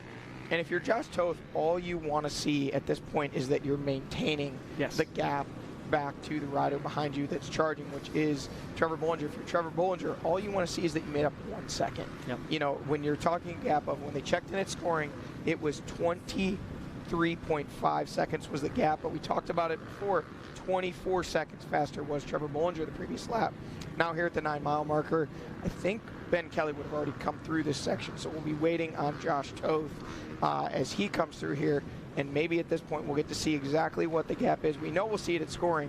What is the gap back to Trevor Bollinger? Can Josh Toth hang on to the second place spot? Will Ben Kelly, will Craig DeLong be able to charge up there and challenge for it? And the big thing for Josh is for him to stay where he's at is to not let Trevor see him. And then on Trevor's side, if he can get to where he can see him, then his energy level is going to go up, and he's like, I got him. And then Josh will be the opposite. If Trevor gets in eyesight, then he's like, oh man, given everything I have, I'm going to lose second place on the last lap. So, this is going to be an interesting last lap. And how much effort has Trevor and DeLong used to get to this point? Because they didn't get great starts, so they've been working through traffic and fighting their way up. So, how much is left in their tank, and will Josh be able to, maybe he had a couple things, he had that fall, maybe he twisted something on the bike that isn't 100% now, so maybe he got that righted, so maybe he can, polish off this last lap. There he goes by, nice right clean, up that hill, past that lapped rider. That's always cool too for the lapped riders. We talk about lapped riders, but to get to ride with the best in the world. That was Trevor Bollinger right there. That was behind. It looked, it might have been. It looked like it was only about 5 seconds back. Okay. So he must have just been out of camera shot. Now this is Ben Kelly. Kelly again. He's already completed his 7th lap. We didn't get to see it, but he did come in with a 22:44, so slowing down just a little bit, about another 20 seconds from the previous lap. So that'd be an additional 1.5%. So now we're up to roughly, give or take a 2.5% change in his lap time, but enough that he's still maintaining the gap. It's going to be another maybe minute or so until we see Josh Toth. Here we see he is out on the Ironman MX track, and this should give us a perspective of, was that Trevor Bollinger behind him as they cut away from that camera shot? There was a rider in a machine that looked as though it could be the 739 of Trevor Bollinger. We'll wait and we'll watch Josh Toth leaving there at 2:38.20, and it is. Trevor Bollinger has Josh Toth in his sights. He can see him ahead. Josh Toth, surely, when he looked over in that last shot, could see Trevor Bollinger there. This is shaping up to be a barn burner for this final podium position. And how far back is Craig DeLong? Can he make it a three-way affair?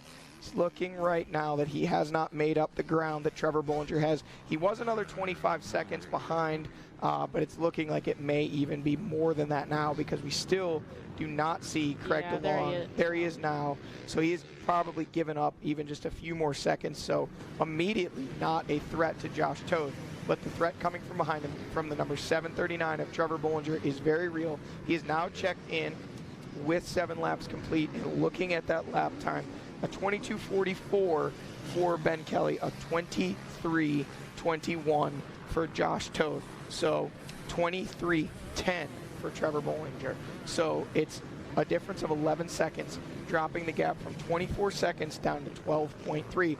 Oh, Bollinger goes down.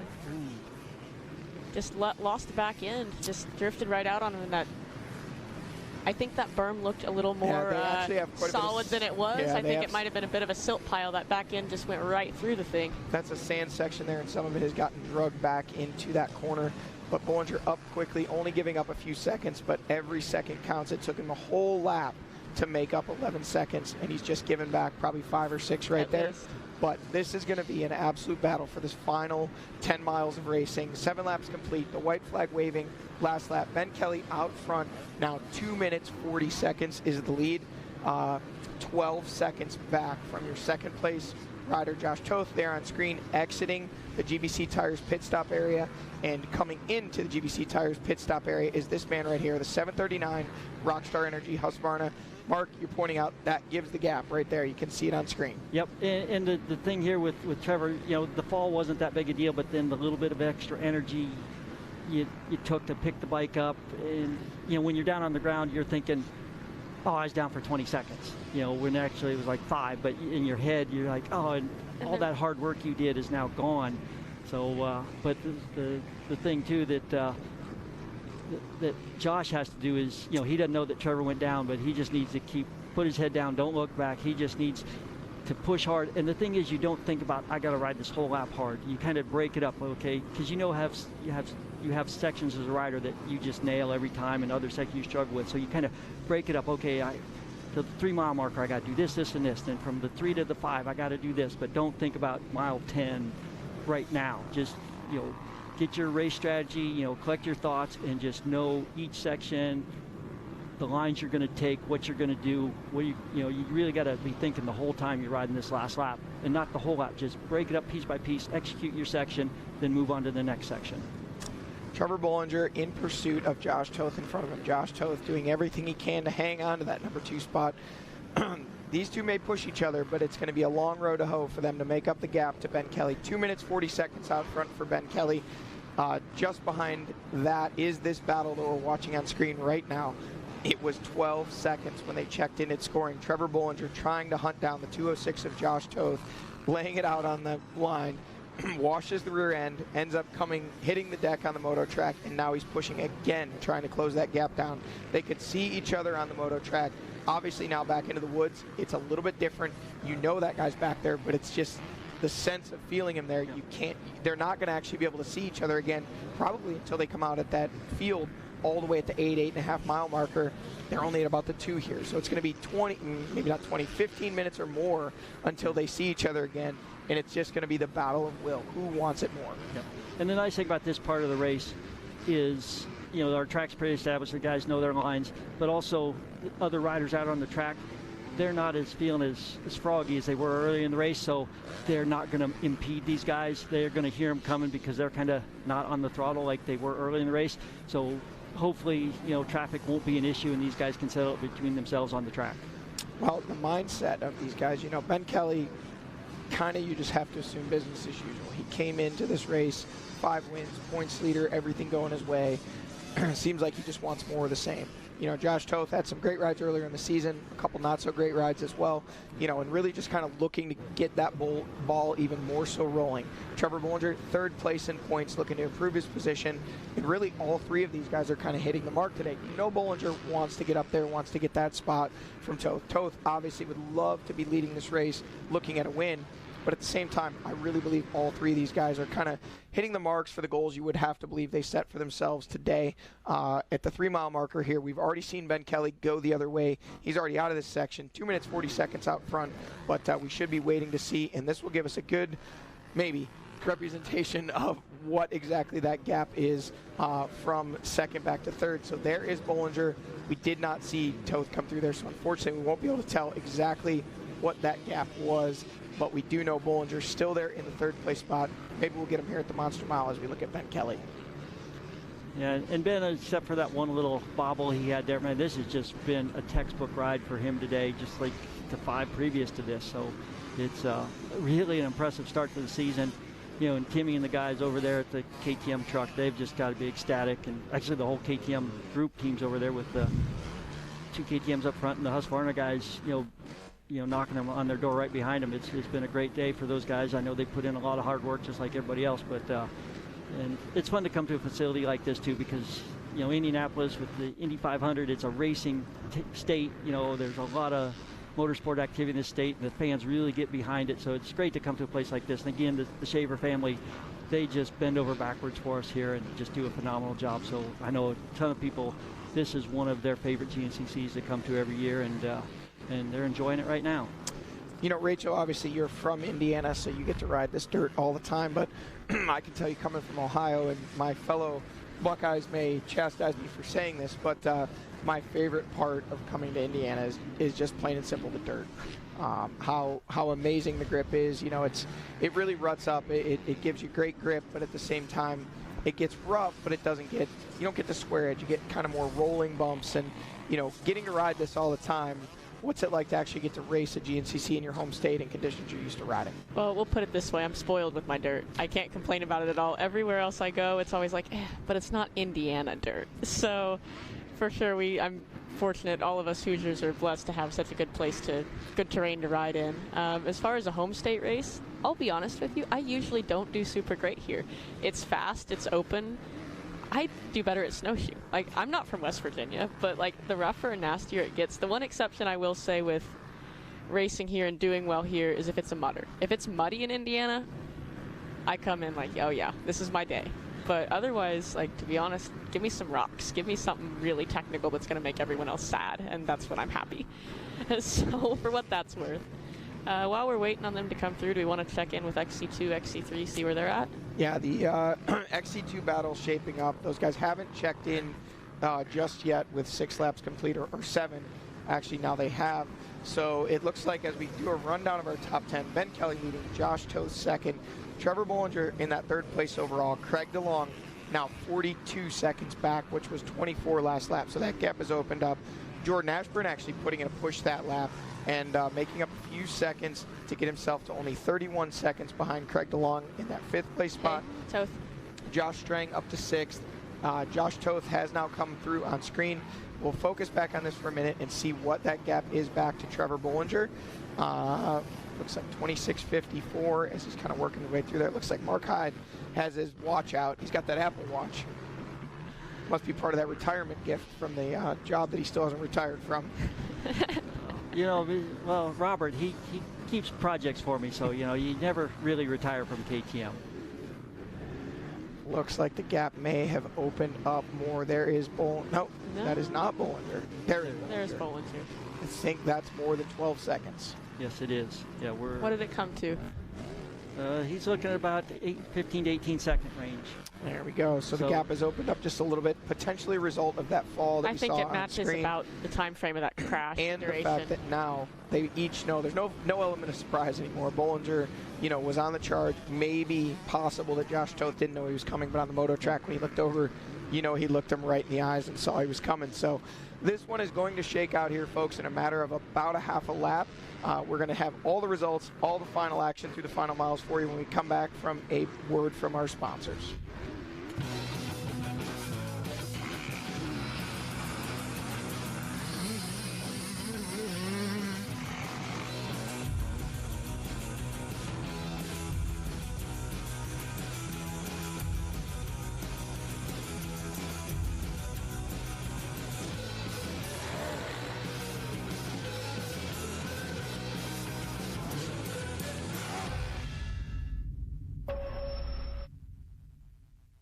Born of family values and a homegrown work ethic, Chematic Gaskets seals your machine so you can focus on the finish line. Chematic Gaskets are the competitive standard for racers who demand the very best. Chematic Gaskets are constructed from superior materials designed to perform in the most demanding environment, whether it's championships on the line or a day in the dirt with friends. Professionals and enthusiasts depend on Chematic. Chematic Gaskets, sealing championships since 1989. AMSOIL runs on freedom and has since 1972. We punish our products firsthand in our world-class laboratories and beyond, because some things can't be learned from a test tube. Run with us.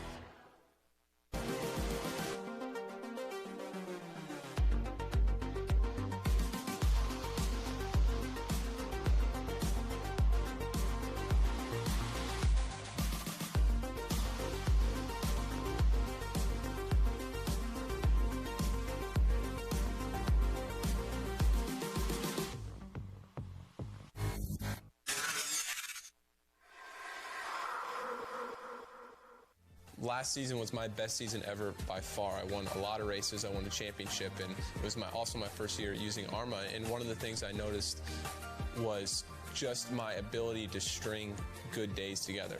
You know, like especially in the summertime in Florida where you're riding every day and the heat index is 108 degrees and you're doing 230s and going to the gym and bicycle and all that stuff. I think in the past I've been super inconsistent day to day. Yeah, I may have a good race here or a good day during the week there, but overall I think where I improved the most was my consistency in my recovery.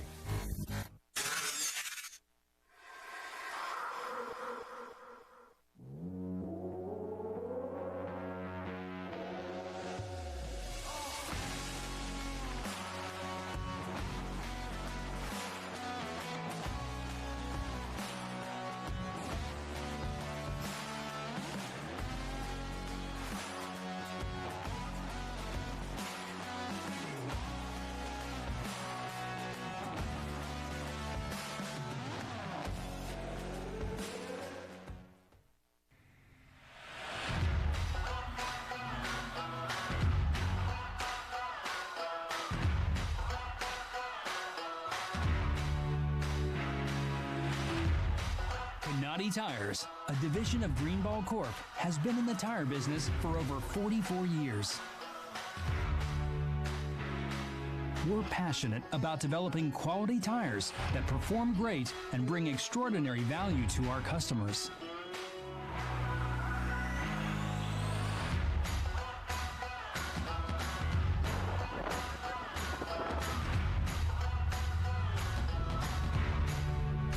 Whether you're looking for a tire that can handle your off-road adventures, need a reliable tire to take you from job site to job site, or simply want a tire with a beefier look that won't break the bank, then check out Canati Tires.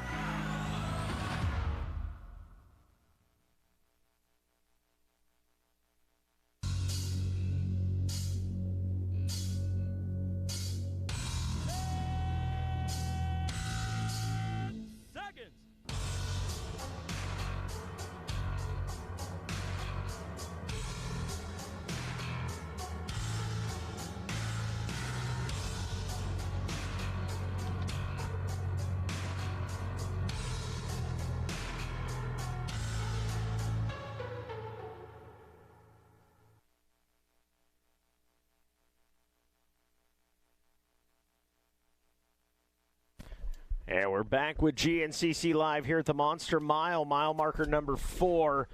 If you're just tuning in, and I'm guessing you've been, that's our second place rider out of the XC2 on screen right there. Of course, Angus Reardon. Snodgrass in control of that XC2 class. Angus in the number 2 spot. And Liam Draper, last we saw, still sitting in that number 3 position. And I know we've talked about it a few times today. Liam needing a good ride today. Ryder Lafferty's kind of rebounded a little. He's had a tough start early in this one, up into that number 4 spot. And rounding out that top 5 is Cody Barnes. We're going to call this a home race for Cody Barnes. He's an Illinois kid. This is as far west as we get. So absolutely, we adopted Hoosier, right, Rachel? We can vouch for him, I'll right? happily adopt him. He and I also grew up racing District 17 hare scrambles back in the day, and I'll say the Illinois dirt is quite similar to this dirt. Oh, no doubt. So it's a very, very home-like feeling for him here, I'm sure. It's got to be a good feeling. We are 7 laps into what will be an 8-lap race when it is completed. So we are on the last lap. And Ben Kelly putting on a heater. Last time he checked in, a 2-minute and 40-second lead for him over Josh Toth in that number 2 spot. Toth having a heck of a day as well. And Bollinger trying to make it 3 podiums in a row. Yeah, and that's a heck of a ride by Ryder Lafferty to come back from 9th after that second corner or third corner crash all the way back up to 4th. So he's really been putting in the laps. And it's going to be interesting to see how our battle on the podium shapes up, if Josh Toth can keep the pressure on this last lap and stay second, or if Trevor Bollinger reels him in and we have a big battle in that last big field section. That would be interesting. Those 2 guys with that much room, that would be a fun section to see. Kind of throwing it back here. Ben Kelly out front. Hey. Ben Kelly said, hello, how you doing? Just going to scoot right by you. But throwing it back to those old XC2 days, I keep thinking back to that with when Ben Kelly and Josh Toth were duking it out for XC2 championships, and really cool to see them doing it right up here in the big leagues in the XC1. Yeah. And the fact is they both grew up in Connecticut, like 5-10 minutes from each other. They've been racing each other, their whole racing careers, and that's pretty interesting to take it from, because both of them as kids probably never expected anything like this, and look at them, they might be, first, second at the end of the day today after all these years. It is interesting. You think about Ben Kelly. If you've not been following GNCC for very many years, I mean, Ben Kelly wasn't that kid that grew up, well, I've been racing GNCC since I was 4 years old. He came on the scene late compared to a lot of other guys his age, and sort of took it by storm, and he had so much success early. Everybody was like, kind of chomping at the bit, like, well, you're automatically just going to win an XC1 championship, no problem, as soon as Caleb retires. And yeah, he did get it, but boy, he had to work for it, no doubt about that. And Ben brought that up in a Tuesday Toolbox interview I did with him last season, talking about that, how just, I've really not been doing this that long, and there's still things for me to learn and guys for me to learn from. And I would say he is soaking every little bit of information up like a sponge. Like another New Englander, John Dowd on the motocross side, he took up riding late, and he said, it kind of was, he was able to handle things better because he was a little bit more mature, and, it was just all so new to him. It just kept it fun, where sometimes when you've ridden ever since you were 4 years old, by the time you get 15, you're like, I kind of had enough of this, then you get your driver's license and you figure other things to do with your time. But so I think that, is part of it, and Ben's making the best of it, and Josh is too. So hopefully these two can keep battling here and keep it up front. What kind of dynamics do you get? You got a rider who is, groomed GNCC from at this point, from the time they're 2 on, with the addition of Striders and Stacycs, but or would you rather have the rider like a Ben Kelly who, he's been on a dirt bike his whole life, but not really racing GNCC? From a training perspective, a coaching perspective, what are the positives, negatives, either side of that? One thing that I've heard about Ben is because everything's so new, he'll soak everything in and he'll try it. He's no bad habits. He's got no bad habits, right. So he's like, yeah, I'll try that. That sounds cool. Okay. I'll try that. Where if you've done it and everything, you can say, well, I've seen guys race. They didn't do that. Why would you make me do that? Okay. So, but, it's different. Taking a look from the Yamaha live drone here. Again, Ben Kelly in control, well in control. I don't know if we change it up and say, all right, how much is Ben Kelly going to win by? I mean, it's just getting to that point.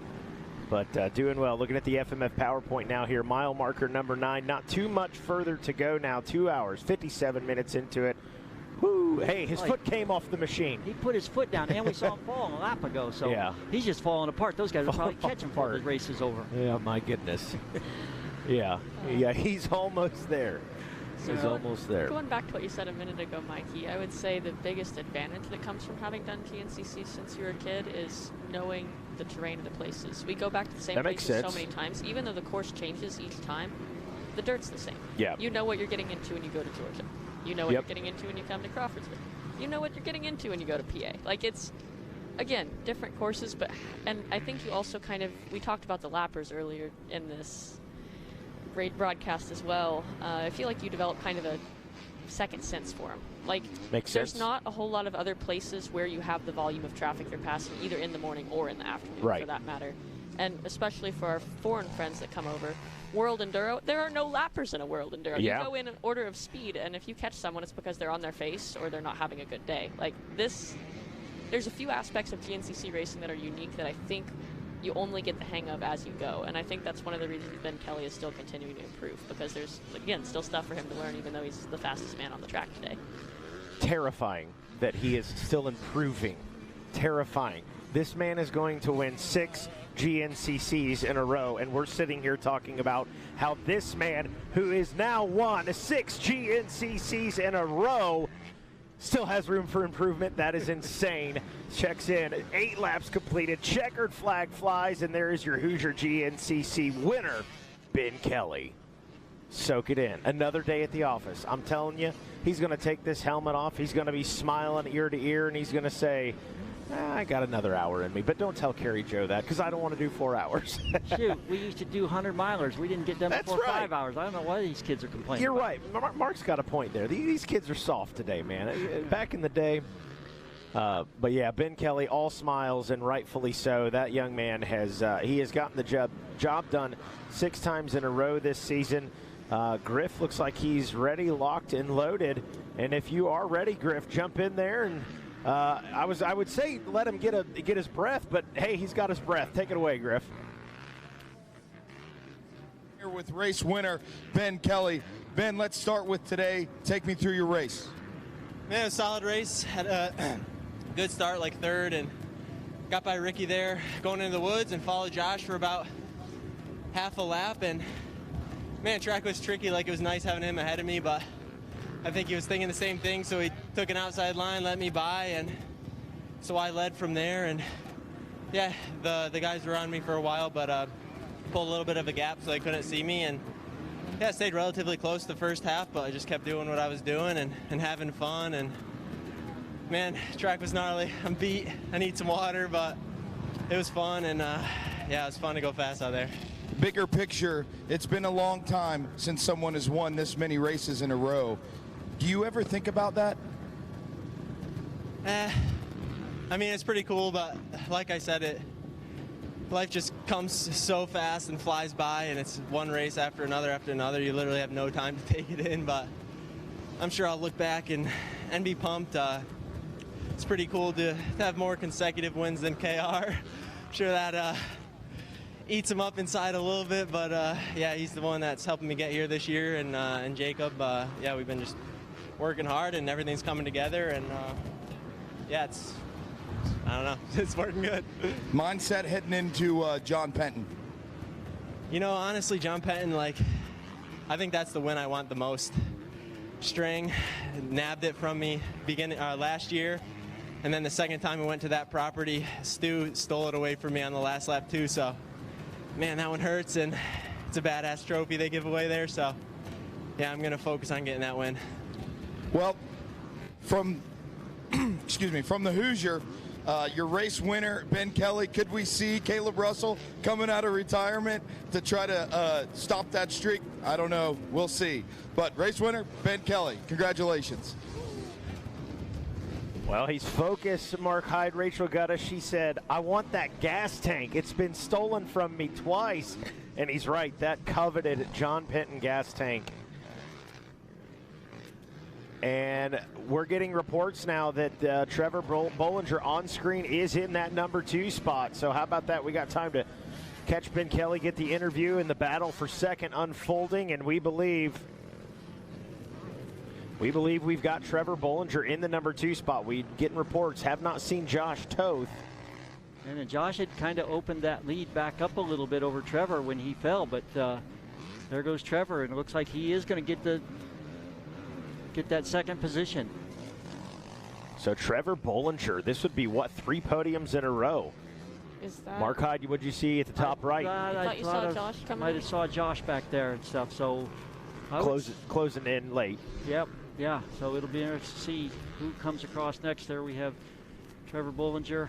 He's in second place, and we'll see if Josh had to have something go wrong on him that lap because he was pretty far back, and he had a kind of a cushion. Yeah, there is Josh coming in right there. Yeah. So not a good day for. Yeah, he looks beat.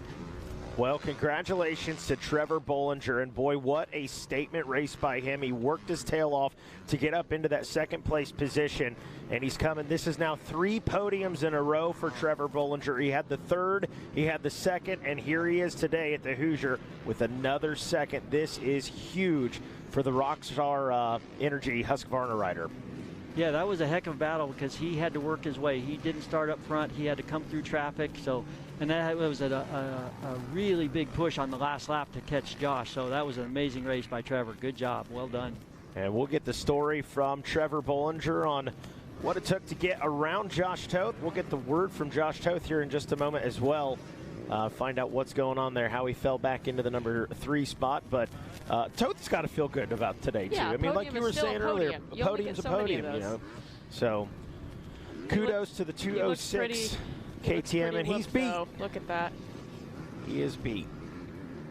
Yeah, he's looked like he's used up, and like I said, Josh hasn't been 100% health-wise, and a track this rough today, it's definitely going to take its toll on you. And just saw one of the other riders congratulating him on a good finish. So hopefully that was Sean. Well, yeah, Sean Remington giving him some kudos. I think Cole Forbes to his left there. Oh yeah, Cole was the youth winner from last year. So correct. Just talk to him, see how the 3 hours are treating him. Going from an hour and a half to 3, that's a big jump. Oh, he's got a little scratch there on the belly. He's got a bit of a gash. So Josh Toth talking to it's Timmy, and Chuck down there is mechanic. Yep. And we'll get the word from Trevor Bollinger here in just a moment. And it sounds like Griff Cotter might be ready. There you go. Griff, take it away. Trevor, 3 podiums in a row. You had to work for this one. What happened out there? Yeah, I just can't seem to get a start. I don't know what it is. I know these bikes are capable. I just need to figure it out. And anyway, pretty much dead last. And after the first lap, I was pretty timid off the start, and then I started feeling it, and I was like, today could be the day, you know. Just sucks I was that far back, but I was able to make my way through those guys, and then I took a wrong line around a ravine, and Craig and Jordan got around me, and then I had to fight to get back around them, and luckily I was able to make it up there to second at the end. When did you know that second place today was a possibility? 2 to go. They told me 30 seconds, and I was pushing really hard that lap, and I smacked my finger and my arm, and I could barely hold on like half a lap, and and I almost gave up hope there because I couldn't hold on. You know, I couldn't even feel the throttle. But you know, luckily my strength came back that last lap, and I was able to get him. What's next? What do you have to do to take the next step forward? Get a good start. You know, Ben's really good off the start, and he seems to pull that gap, and then he's really good at managing as well. And you know, I haven't seen him race with him and watched him all year, so I just need to see him. You know, that's what I need to do. All right, second place finisher, runner up here at the Hoosier, Trevor Bollinger. You know what I like about that interview? Trevor is now focused on, I want to get up there and run with Ben Kelly. So, you know, what we saw a few rounds ago where he got that podium, that third, and he was stoked and emotional, and rightfully so. And then the last round, hey, I improved a little bit. I got P2. Comes out, backs it up with a P2, and what's he say? I got to get those starts dialed. I got to figure out how to keep Ben Kelly in my sights. Yeah, that's huge. Because to race with somebody, you got to be with them from the beginning. A guy as talented as all these guys are, if you get a break and get away, it's hard to run him down. So, yeah, that's great attitude he's got, yeah. and I expect big things out of him. Moving the right way. We'll send it back down to Griff Cotter, who is standing by with Josh Toth. Down here finishing third on the day, Josh Toth. Josh, you got a heck of a start out there. Take us through the race. Yeah, I got off to a great jump, pulled the whole shot, and, yeah, just started riding really, really good. And, yeah, there's so many options and lines out there. It's such a wide track, so I was able to just, like, Ben was hounding me, and I knew he had some good lines, so I just pulled over, followed him for a while, and I was, like, learned a lot and just latched on as much as I could. And, yeah, I hung in there as long as I could, but then once I lost sight of him, it was a little tricky. I was kind of riding my own race, but, yeah, late in that race, I took a kind of a hard hit, and that knocked the wind out of my sails, but I was able to get going, and I felt like I had what it took to hold second to the finish, but just took a bad line, and which I've been taking all race, but just buried the bike, and Trevor was able to get around, but he was riding great, so props to them. What do you learn from a ride like today? Man, just mostly like managing the effort too. It's a long day, and just trying to be smart about the lines and use your energy throughout the 3 hours. I was trying to pace myself and save some in the tank for the end, so left it all out there. I'm happy. What are you going to do different at John Penton? Yeah, hopefully the same start and then get out front and yeah, just latch on and ride with Ben longer and hopefully put up a fight. You heard it here, third place finisher, Josh Toth. Well, a big congratulations to Josh Toth on the P3 there. Kind of a similar response as what Trevor had. You know, they're all just trying to, everybody's trying to figure out how to run the pace of Ben Kelly. To give you guys an idea, Ben Kelly won this one 3 minutes, 46 seconds. That was the gap between first and second place. Well, a big congratulations again to Ben Kelly, Trevor Bollinger, and Josh Toth, your top three out of the XC1. Ashburn did check in the number 5 spot, and Craig DeLong rounds out your top 5. And as we look at the XC2 250 Pro, Lyndon Snodgrass, the 178 Babbitt's Online Monster Energy Kawasaki ride, ended up in the P1 today in the XC2. Angus took second. Draper took, well, he's not checked in yet. We won't speak too soon, but nonetheless, that man right there, Lyndon Snodgrass, taking P1 today in the XC2, and Griff Cotter stands by with him. Lyndon able to grab the win today. How'd it go out there? Man, that was brutal. The track was super rough. The bumps were so soft, ruts everywhere. Man, it was tough. I was consistent, just tried to keep a flow and managed to hold on to it. So it was good. I mean, I love racing up here in Indiana, so it's good to get a win up here finally, and I was enjoying it. I saw you out there riding with Josh Strang. Is it good to have Josh back in the pits? Yeah, we were, I passed him, and then he come back by me, and I had nothing for him. He's motored on and just pulled away from me. But it was fun to ride with him for a little bit. But honestly, man, I was, just enjoying the track and to get another win up here at Ironman. We're flirting with the halfway mark through the season, and you got that white plate. Where's your mind at? I'm fixing to keep that right now. I like the look of it. And, I'm going to keep working hard and keep racing the best I can and see how we go. All right, thank you, Lyndon. XC2 winner, Lyndon Snodgrass.